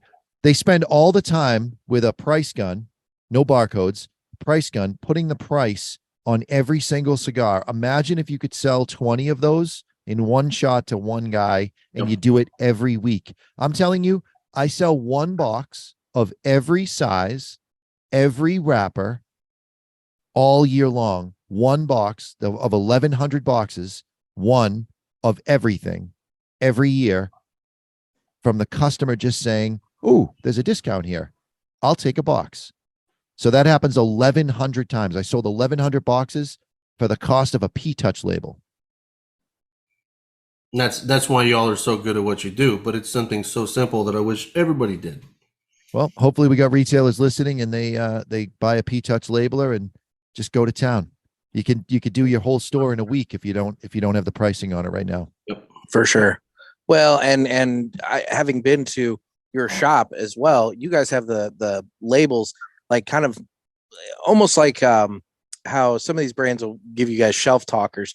You guys don't have them like on the box per se. You have them on the shelf in front of the box, and they're very large and easily read.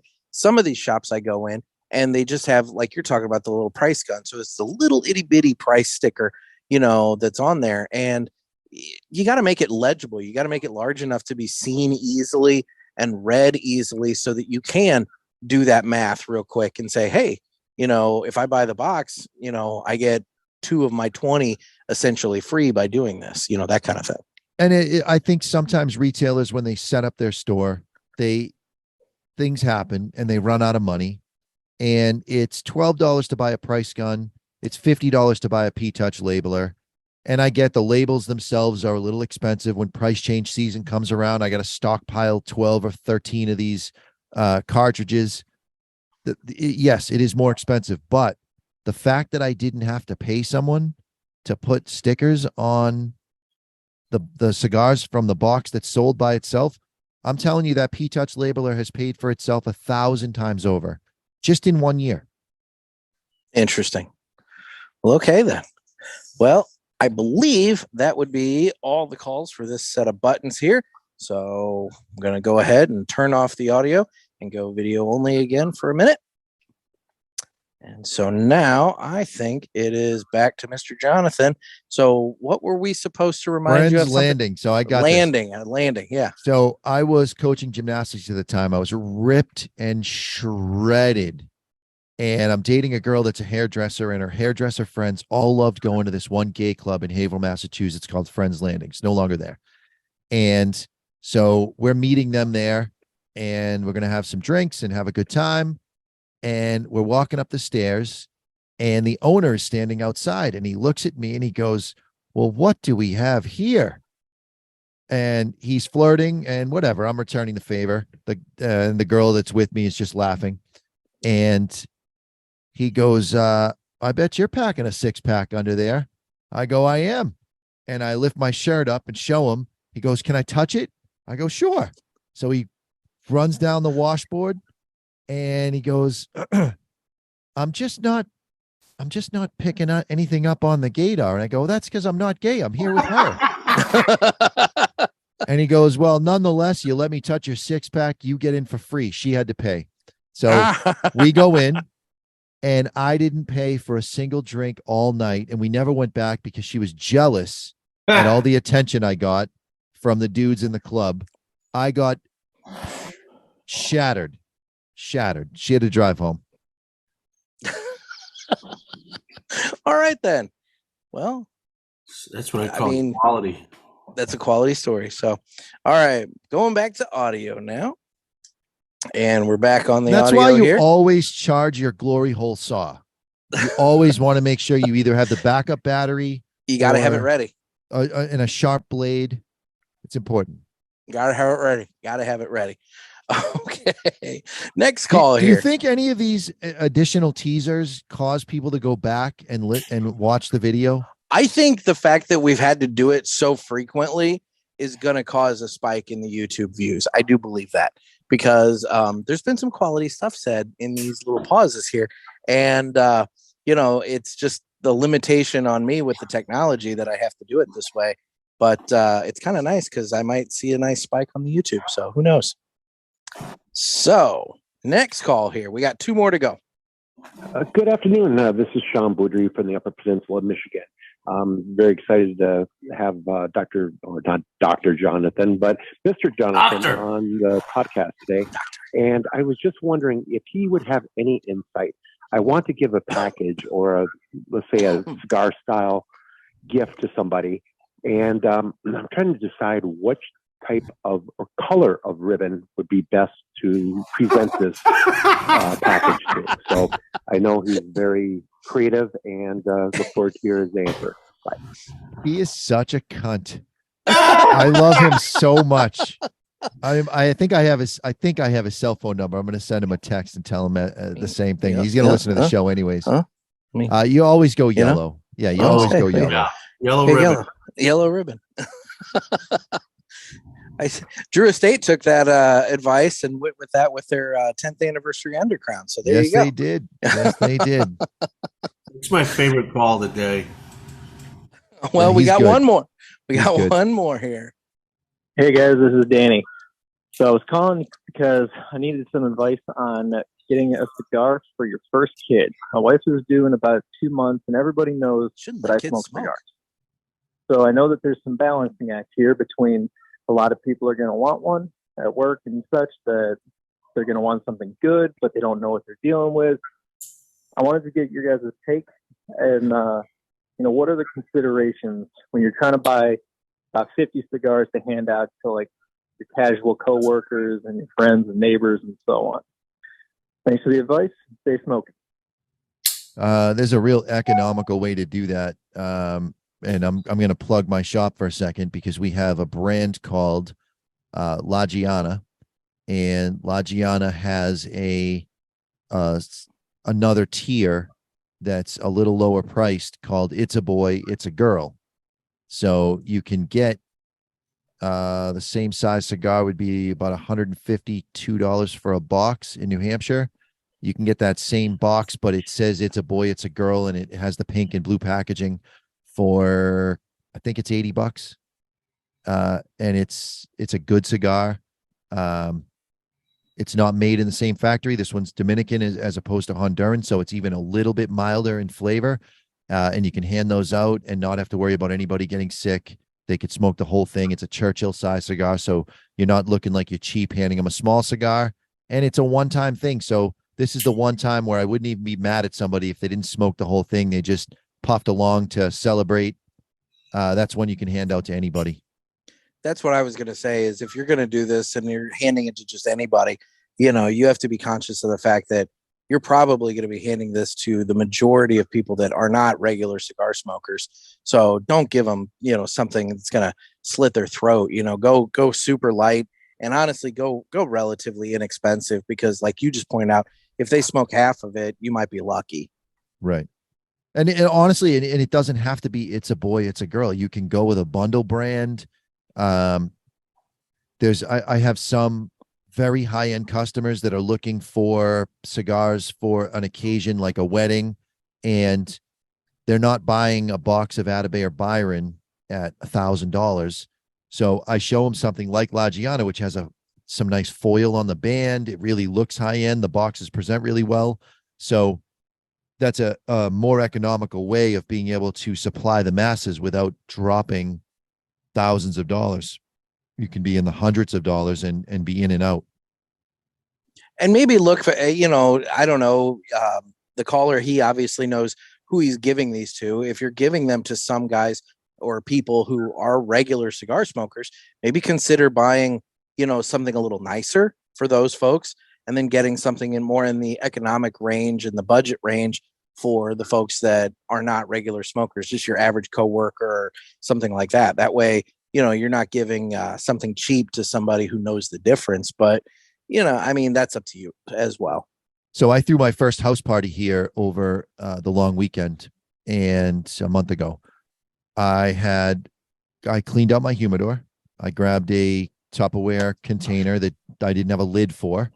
And on top of the humidor, I put all the cigars that I'm never going to smoke in the container and put it on the top.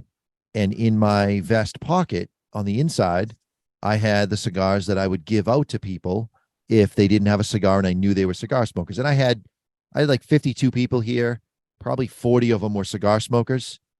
Almost everybody brought their own cigars, but there were 1 or 2 people that I handed cigars out to, my brother, whatever. And the rest of the people, if they needed a cigar, I said, help yourself. I put some cigars on top of the humidor, go nuts, and take whatever you want. And it enabled me to be able to flush through about 20 cigars I'm never going to smoke anyways. And those are not really cigar smokers. And at the same time, the real cigar smokers I had in my breast pocket, the ones I would hand out to, listen, you need to smoke this. This is something special. This has 2 years of age on it. I think you'll enjoy it. So you can kind of hit both worlds that way, and you keep the good ones sort of in your jacket, and you let the masses pick from the masses pile, and you hand select the other people. Trey, any input? Oh, it's perfect. I mean, there's nothing else to say. It was perfect. Okay. All right. I just want to include you. He's so good. He's so good with the color commentary. I know. I just don't want to leave him out. Well, when you got an expert here, you don't need me yakking about bullshit. You've had a couple, Trey, where you've added on, and it was great. Yeah, a little spice here and there. Well, that would be all the calls for this month. So now we'll take a moment and hear about My Monthly Cigars. This would normally be the time that I give some information about My Monthly Cigars, but I've hired that out this week, so take it away. My Monthly Cigars is a premium cigar subscription service. It comes in a variety of different size boxes at affordable prices. Use offer code PULPIT and get free shipping on your first box and 20% off any items in the online store at mymonthlycigars.com. That's offer code PULPIT. Thanks.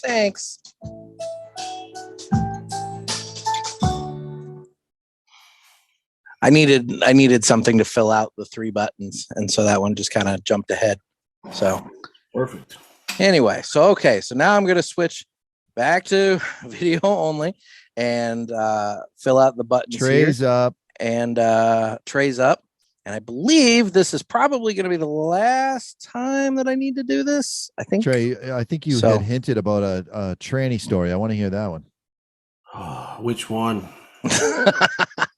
All right, guys, we'll be right back to the audio in just a moment.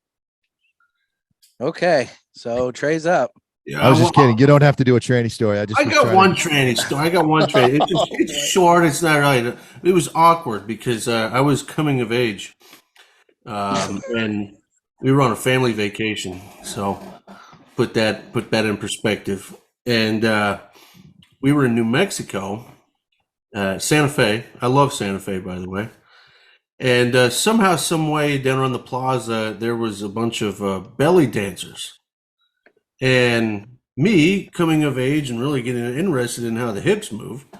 And my dad just kind of being for the old man that he is, because my dad is quite a bit older than me. So it just worked out beautifully.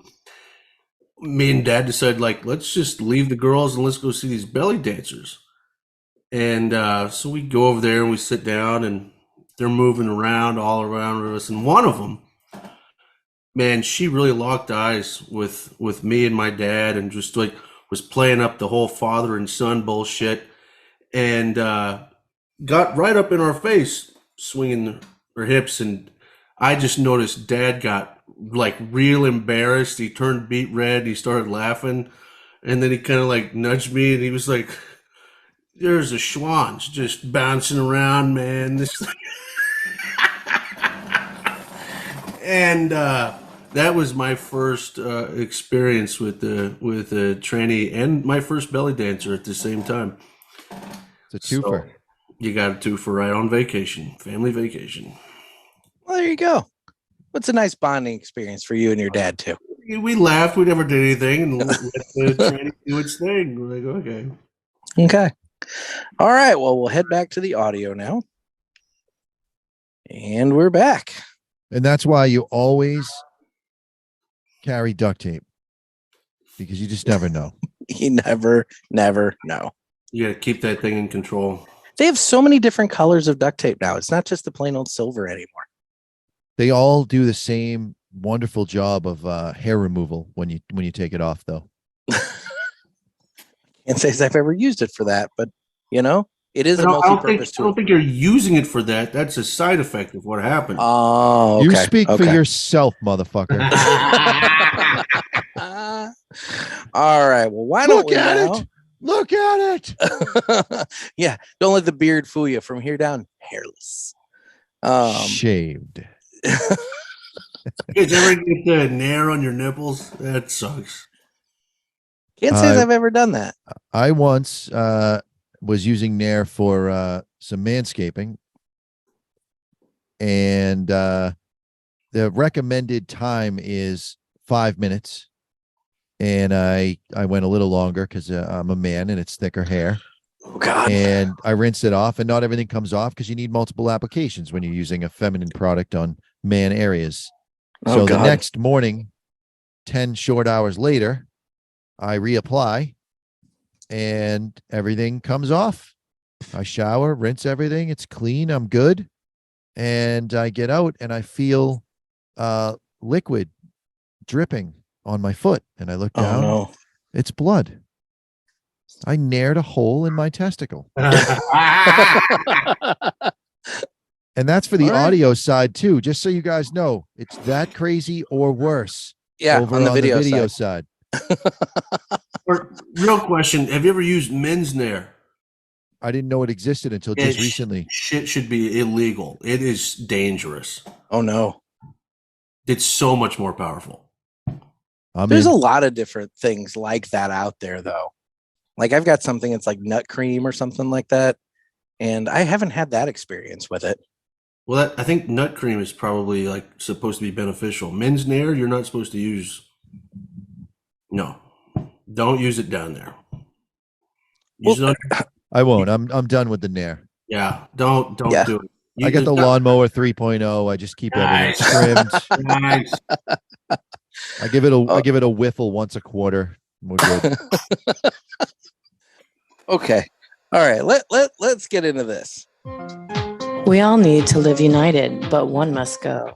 Brought to you by United Cigars, makers of La Giana Havana, Abuelo, Red Anchor, Firecracker, and of course, United Cigars. Distributors of Jose Dominguez, Garofalo, Montosa, and Terra Nova, and the highly acclaimed Atabey, Byron, and Bandolero.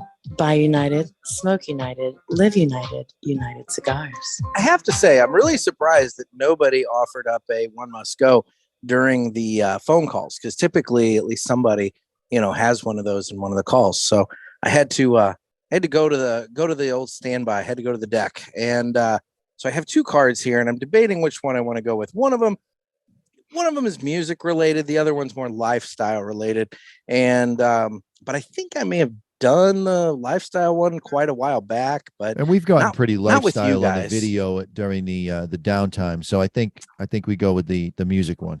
Okay, all right, we'll go with the music one. So one must go: Bob Marley, Prince, Whitney Houston, or Michael Jackson. What was the first one? Bob Marley, Prince. Yeah, gone. Bob Marley's gone. That was my choice too. Yeah, you can't fuck with Michael or Prince. That's for damn sure. I mean, Michael, look, Michael's one of those weird cases where, you respect the art, but the man is troublesome, kind of like Bill Cosby in that regard, 5 decades of hits, though. I get it. I'm not diminishing. We don't even have all the music out yet. There's diminishing archives. the work. I'm just saying. I don't even think you can. I think you should apologize for putting Michael and Bill in the same fucking sentence. One's fairly proven, the other just kind of weird. Yeah, the other, I think, Dave Chappelle's point was that Macaulay Culkin said nothing ever inappropriate happened, and that would be the first kid you'd go for. That's true. There is that. Well, I mean, I'm voting for Bob Marley. So, whatever. And Whitney, Whitney Houston, my God, what a set of pipes on that lady. Yeah, she's unquestionable as far as when it comes to diva vocals. You got Michael with 5 decades of hits. You got Prince being probably the most underrated guitar player in the history of guitar players. Amen. And a showman at that. If you've ever seen the video, you can just Google search it on YouTube. James Brown, Prince, and Michael Jackson. James Brown calls up Michael Jackson out of the audience, and he comes up, and Michael sings a little bit, and then he says, Prince is in the audience, and James calls up Prince. Prince comes in carried by one of his bodyguards on his shoulders, gets up on the stage, takes a guitar, shreds, and then destroys half the set on his way off the stage. It's fucking remarkable. Prince is the shit. The shit. Yes. Okay, so it sounds like we're all in agreement that Bob Marley's the one that has to go. Yeah, peace and love. Fuck that shit. All righty then. The One Must Go segment was brought to you by United Cigars. United we smoke. Well, I'm still behind. I haven't made anything up yet, but it's time for the Villiger Entertainment Report. And guys, if you haven't tried Villiger Cigars, I don't know what you're waiting for at this point. I've been talking about it for, 5 months now. You need to get on it. They're great cigars. They've been big overseas, and now they're trying to make their name here in the United States. You can go over to their website, find a store locator where they have some. We're going to have Renee from Villiger Cigars coming up on the show next week to detail what he's got coming to PCA. And Villiger. Exactly. And that goes along with the whole Aladino ad. You give a little jingle to it, and all of a sudden people remember this stuff. So anyway, what's everybody been watching? I watch a lot of YouTube videos, but that counts. The thing I've been doing. Did you guys happen to catch the interview with RFK and Joe Rogan? Yes. It's like 3 hours long. I've listened to it once and I watched it once. His voice is tough, but I am a staunch libertarian. I have voted for Democrats to balance things out like the House and the Senate so that things stay in gridlock. I mean, I'm just a fucking animal about it, but I'd never thought that I would actually find a Democratic candidate that I liked. And this guy is fucking good. He is good. Well, I know he just did an episode of oh God, what is the name of that? It's Bill Maher's thing. Yeah, that Bill popped Maher up on show. my feed this morning. I'm going to be watching that after this. And I follow that show, so I figured I'd be watching that too. But I don't think Maher's going to let him go as deep as Rogan did. No, probably not. My thing with Rogan is, quite frankly, and I'm guilty of it sometimes too. Some of those shows just go so long that at some point I just don't have time to dedicate to it. But that's also the beauty in it. I mean, that's where the raw shit comes out. For sure. I mean, it'll take me 3 days to watch an episode or listen to it. But that's where like RFK got into the whole thing where like he, could they kill you like they have other members of your family? And he's like, yeah, I mean, that doesn't come out like in a 15-minute fucking shit. Right. Like no. That the interview with Rogan's fantastic.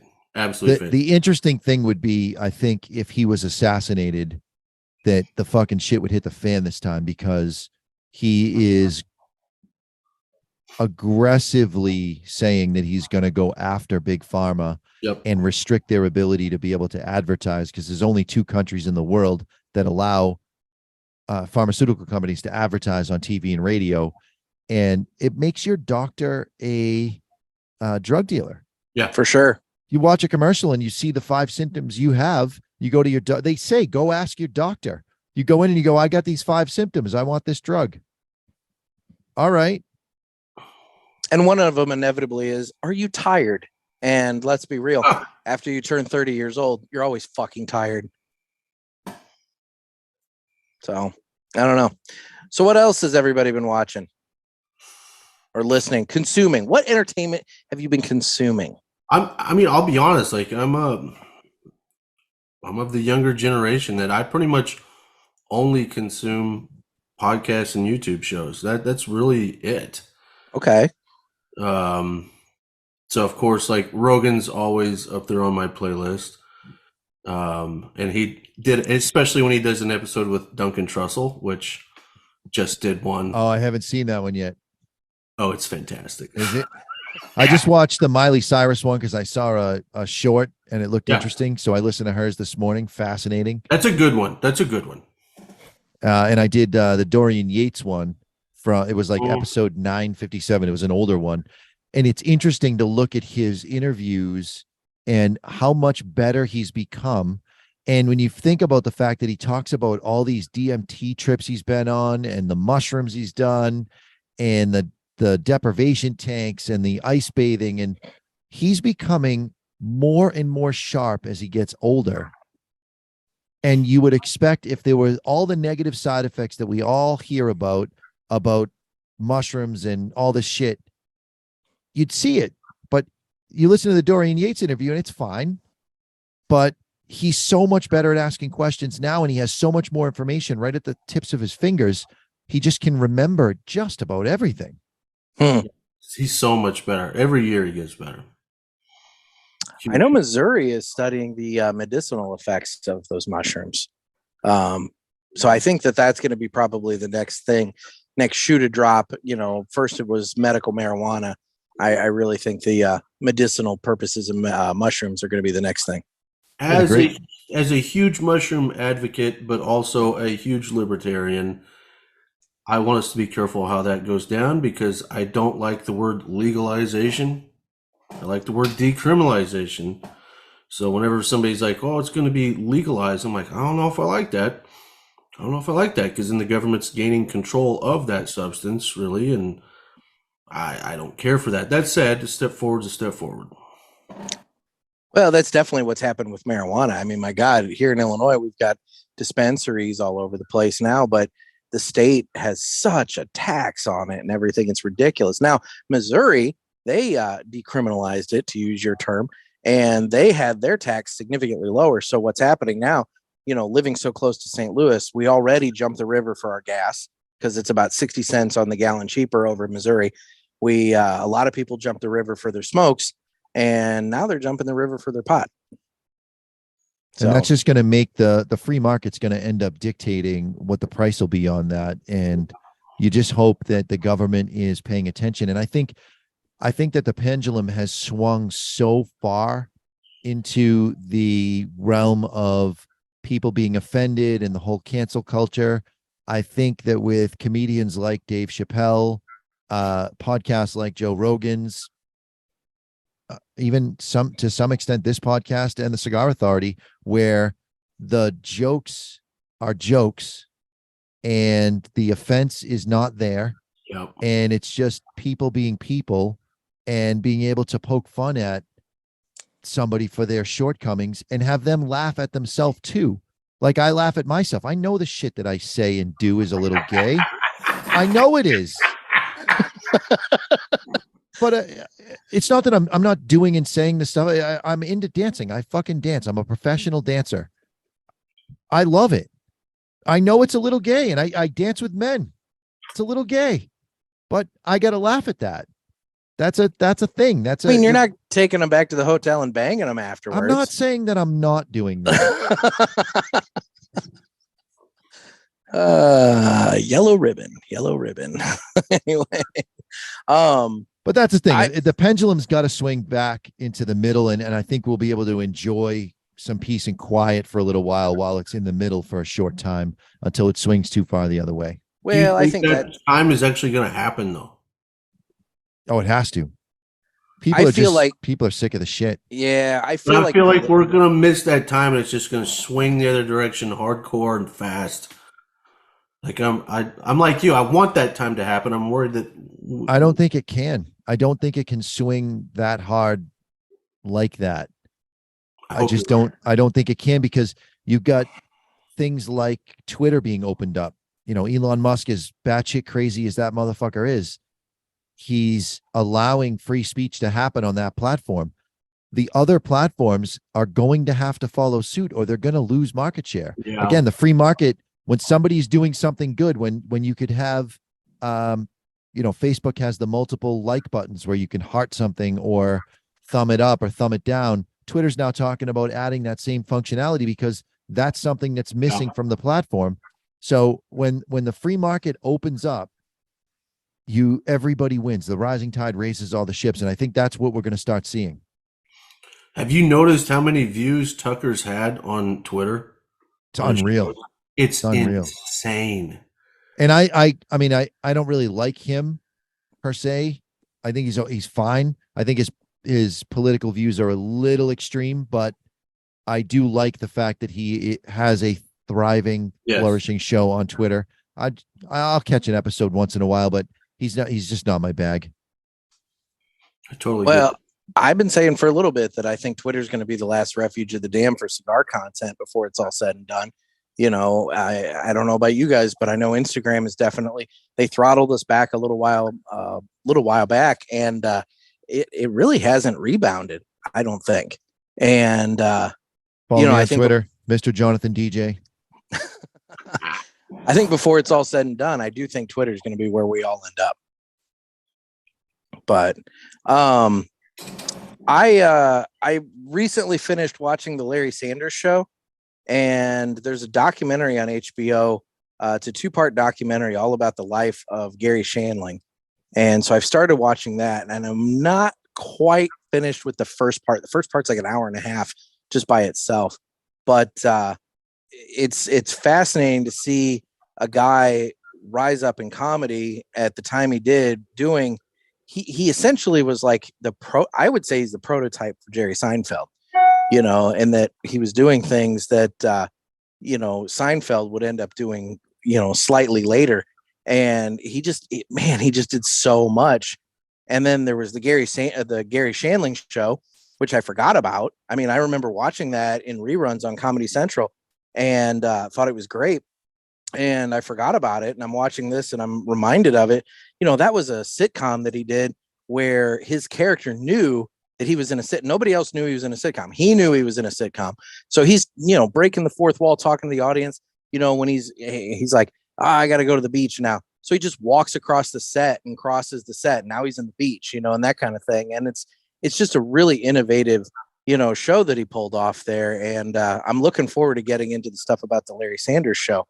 But that was a guy that, dude, there's so many comedians coming on in this documentary talking about him and whatnot. And he gave so many guys a start. Like Judd Apatow, was like his protege. I mean, he was mentoring him and gave him a gig writing and then directing on the Larry Sanders Show and that sort of thing. I mean, a lot of comedy sprung out. That turned out to be for him too. Oh, dude, it just so much comedy that we enjoy today sprung out from Gary Shandling. I also just finished a documentary on Nolan Ryan.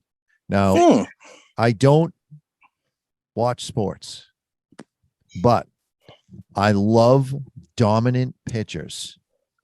And Nolan Ryan was not only dominant, but he got better and better as he got older.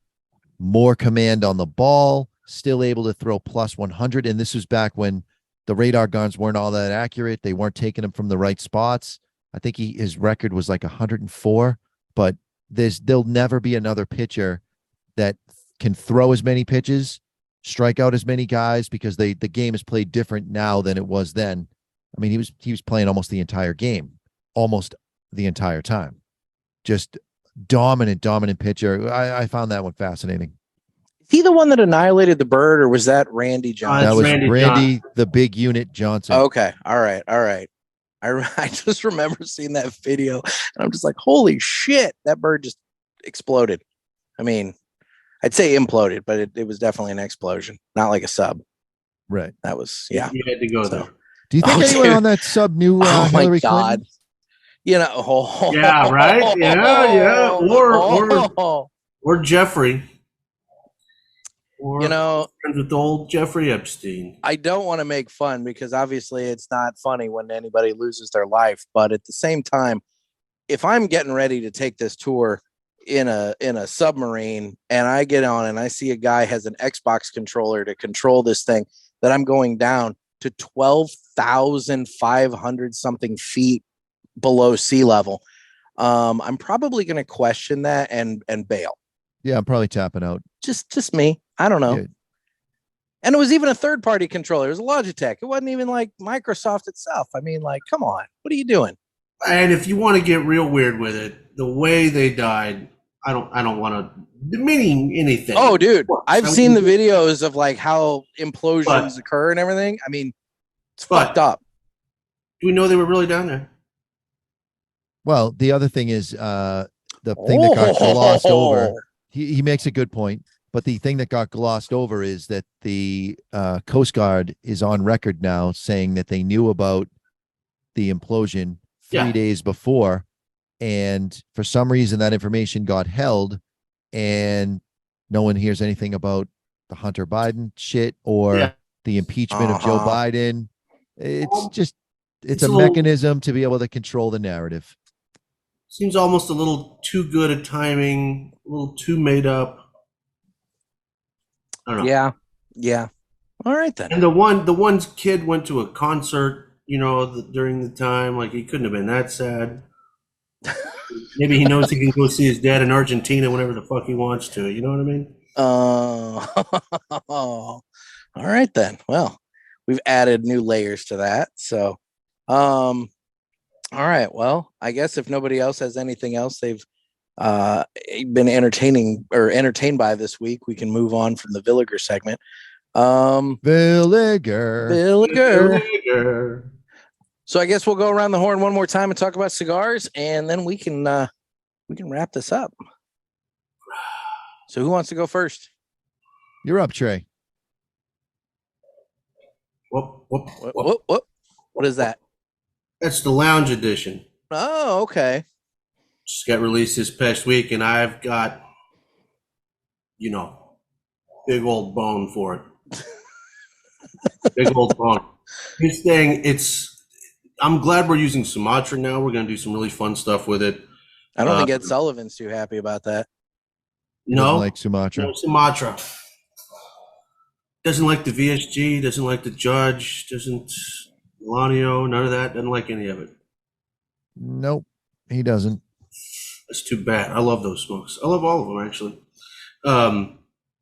Did you get, especially on the retro on this cigar, I love the retro. That's where you get some white pepper, but there's so much graham out of this cigar too. It's almost like graham cinnamon. I can never really quite differentiate cinnamon from white pepper. Like, there's something close to each other there. Yeah. But I get it in my nasal passages on this smoke, and that married with the graham is beautiful. Love this cigar. Very different than anything else we've done, and kind of as a precursor to things to come down the line, gets me super excited.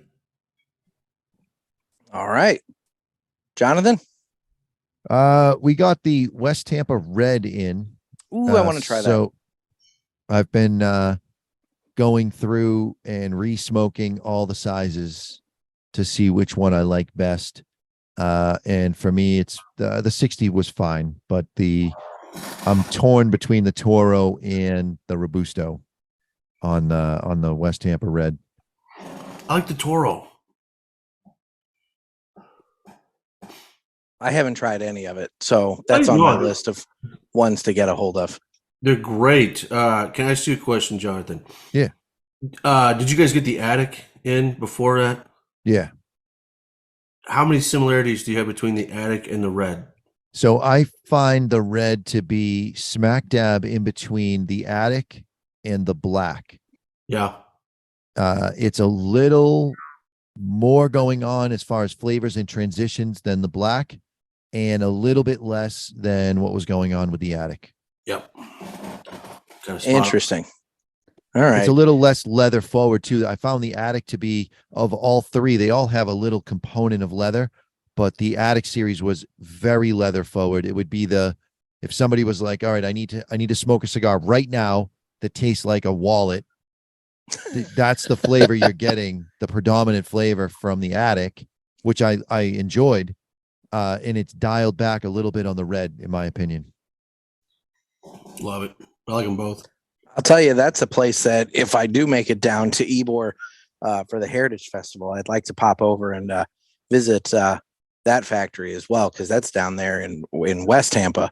And I had no idea. I've always just stuck around Ybor City, and I haven't gone over to other areas of the city to see what else is around. So that would be good. That'd be fun.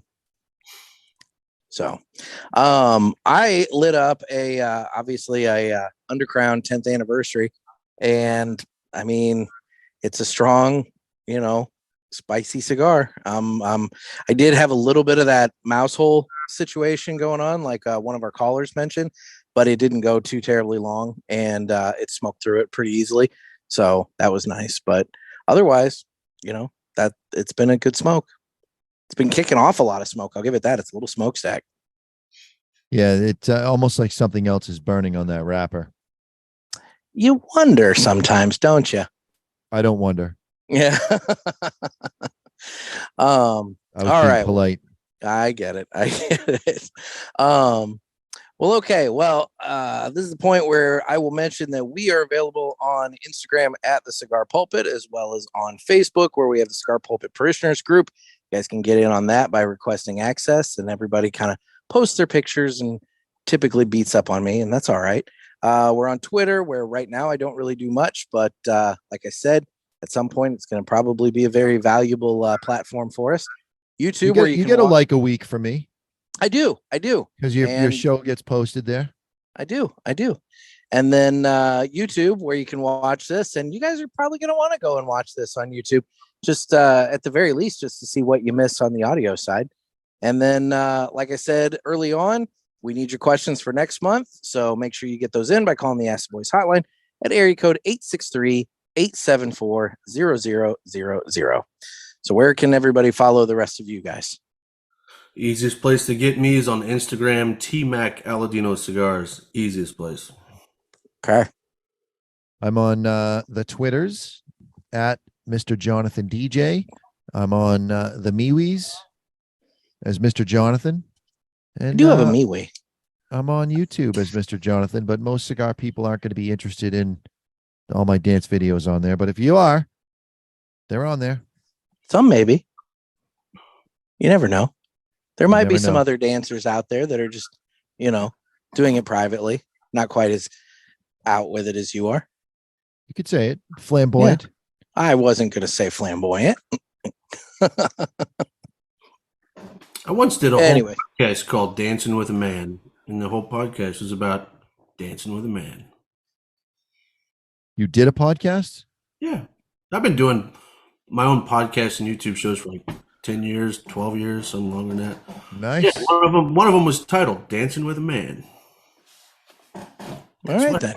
When you dance. Well, next time you do that episode, I want in. Done.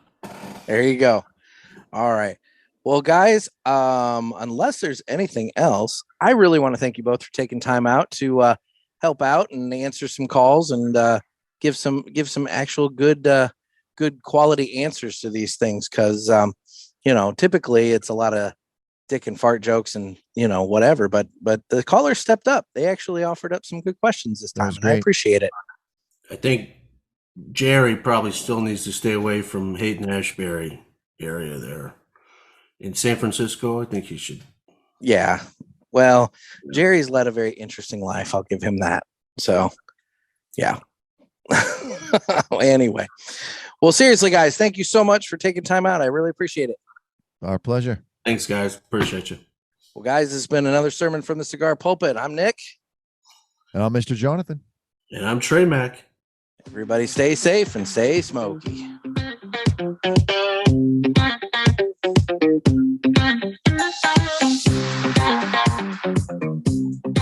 I think people should put the lid end in their mouth.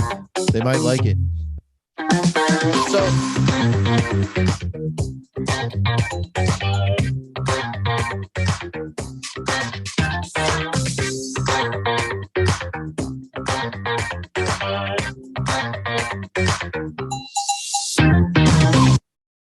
So I have a story to go along with that. One of my friends, Travis, from the Smoking Butts and Tapping Ash podcast, he very recently did that, and he did not like it. I only say that you might like it. I don't guarantee there'll be any liking. I just think that someone somewhere might like it. Maybe. People He are was into not a some fan. weird shit. He was not a fan.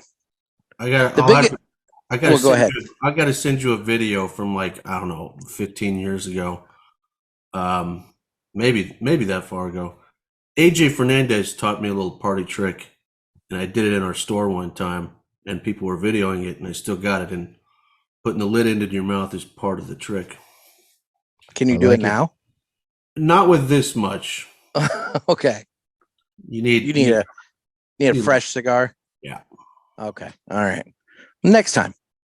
Oh, I'll do it. Okay. All right. There we go. Well, guys, thank you so much.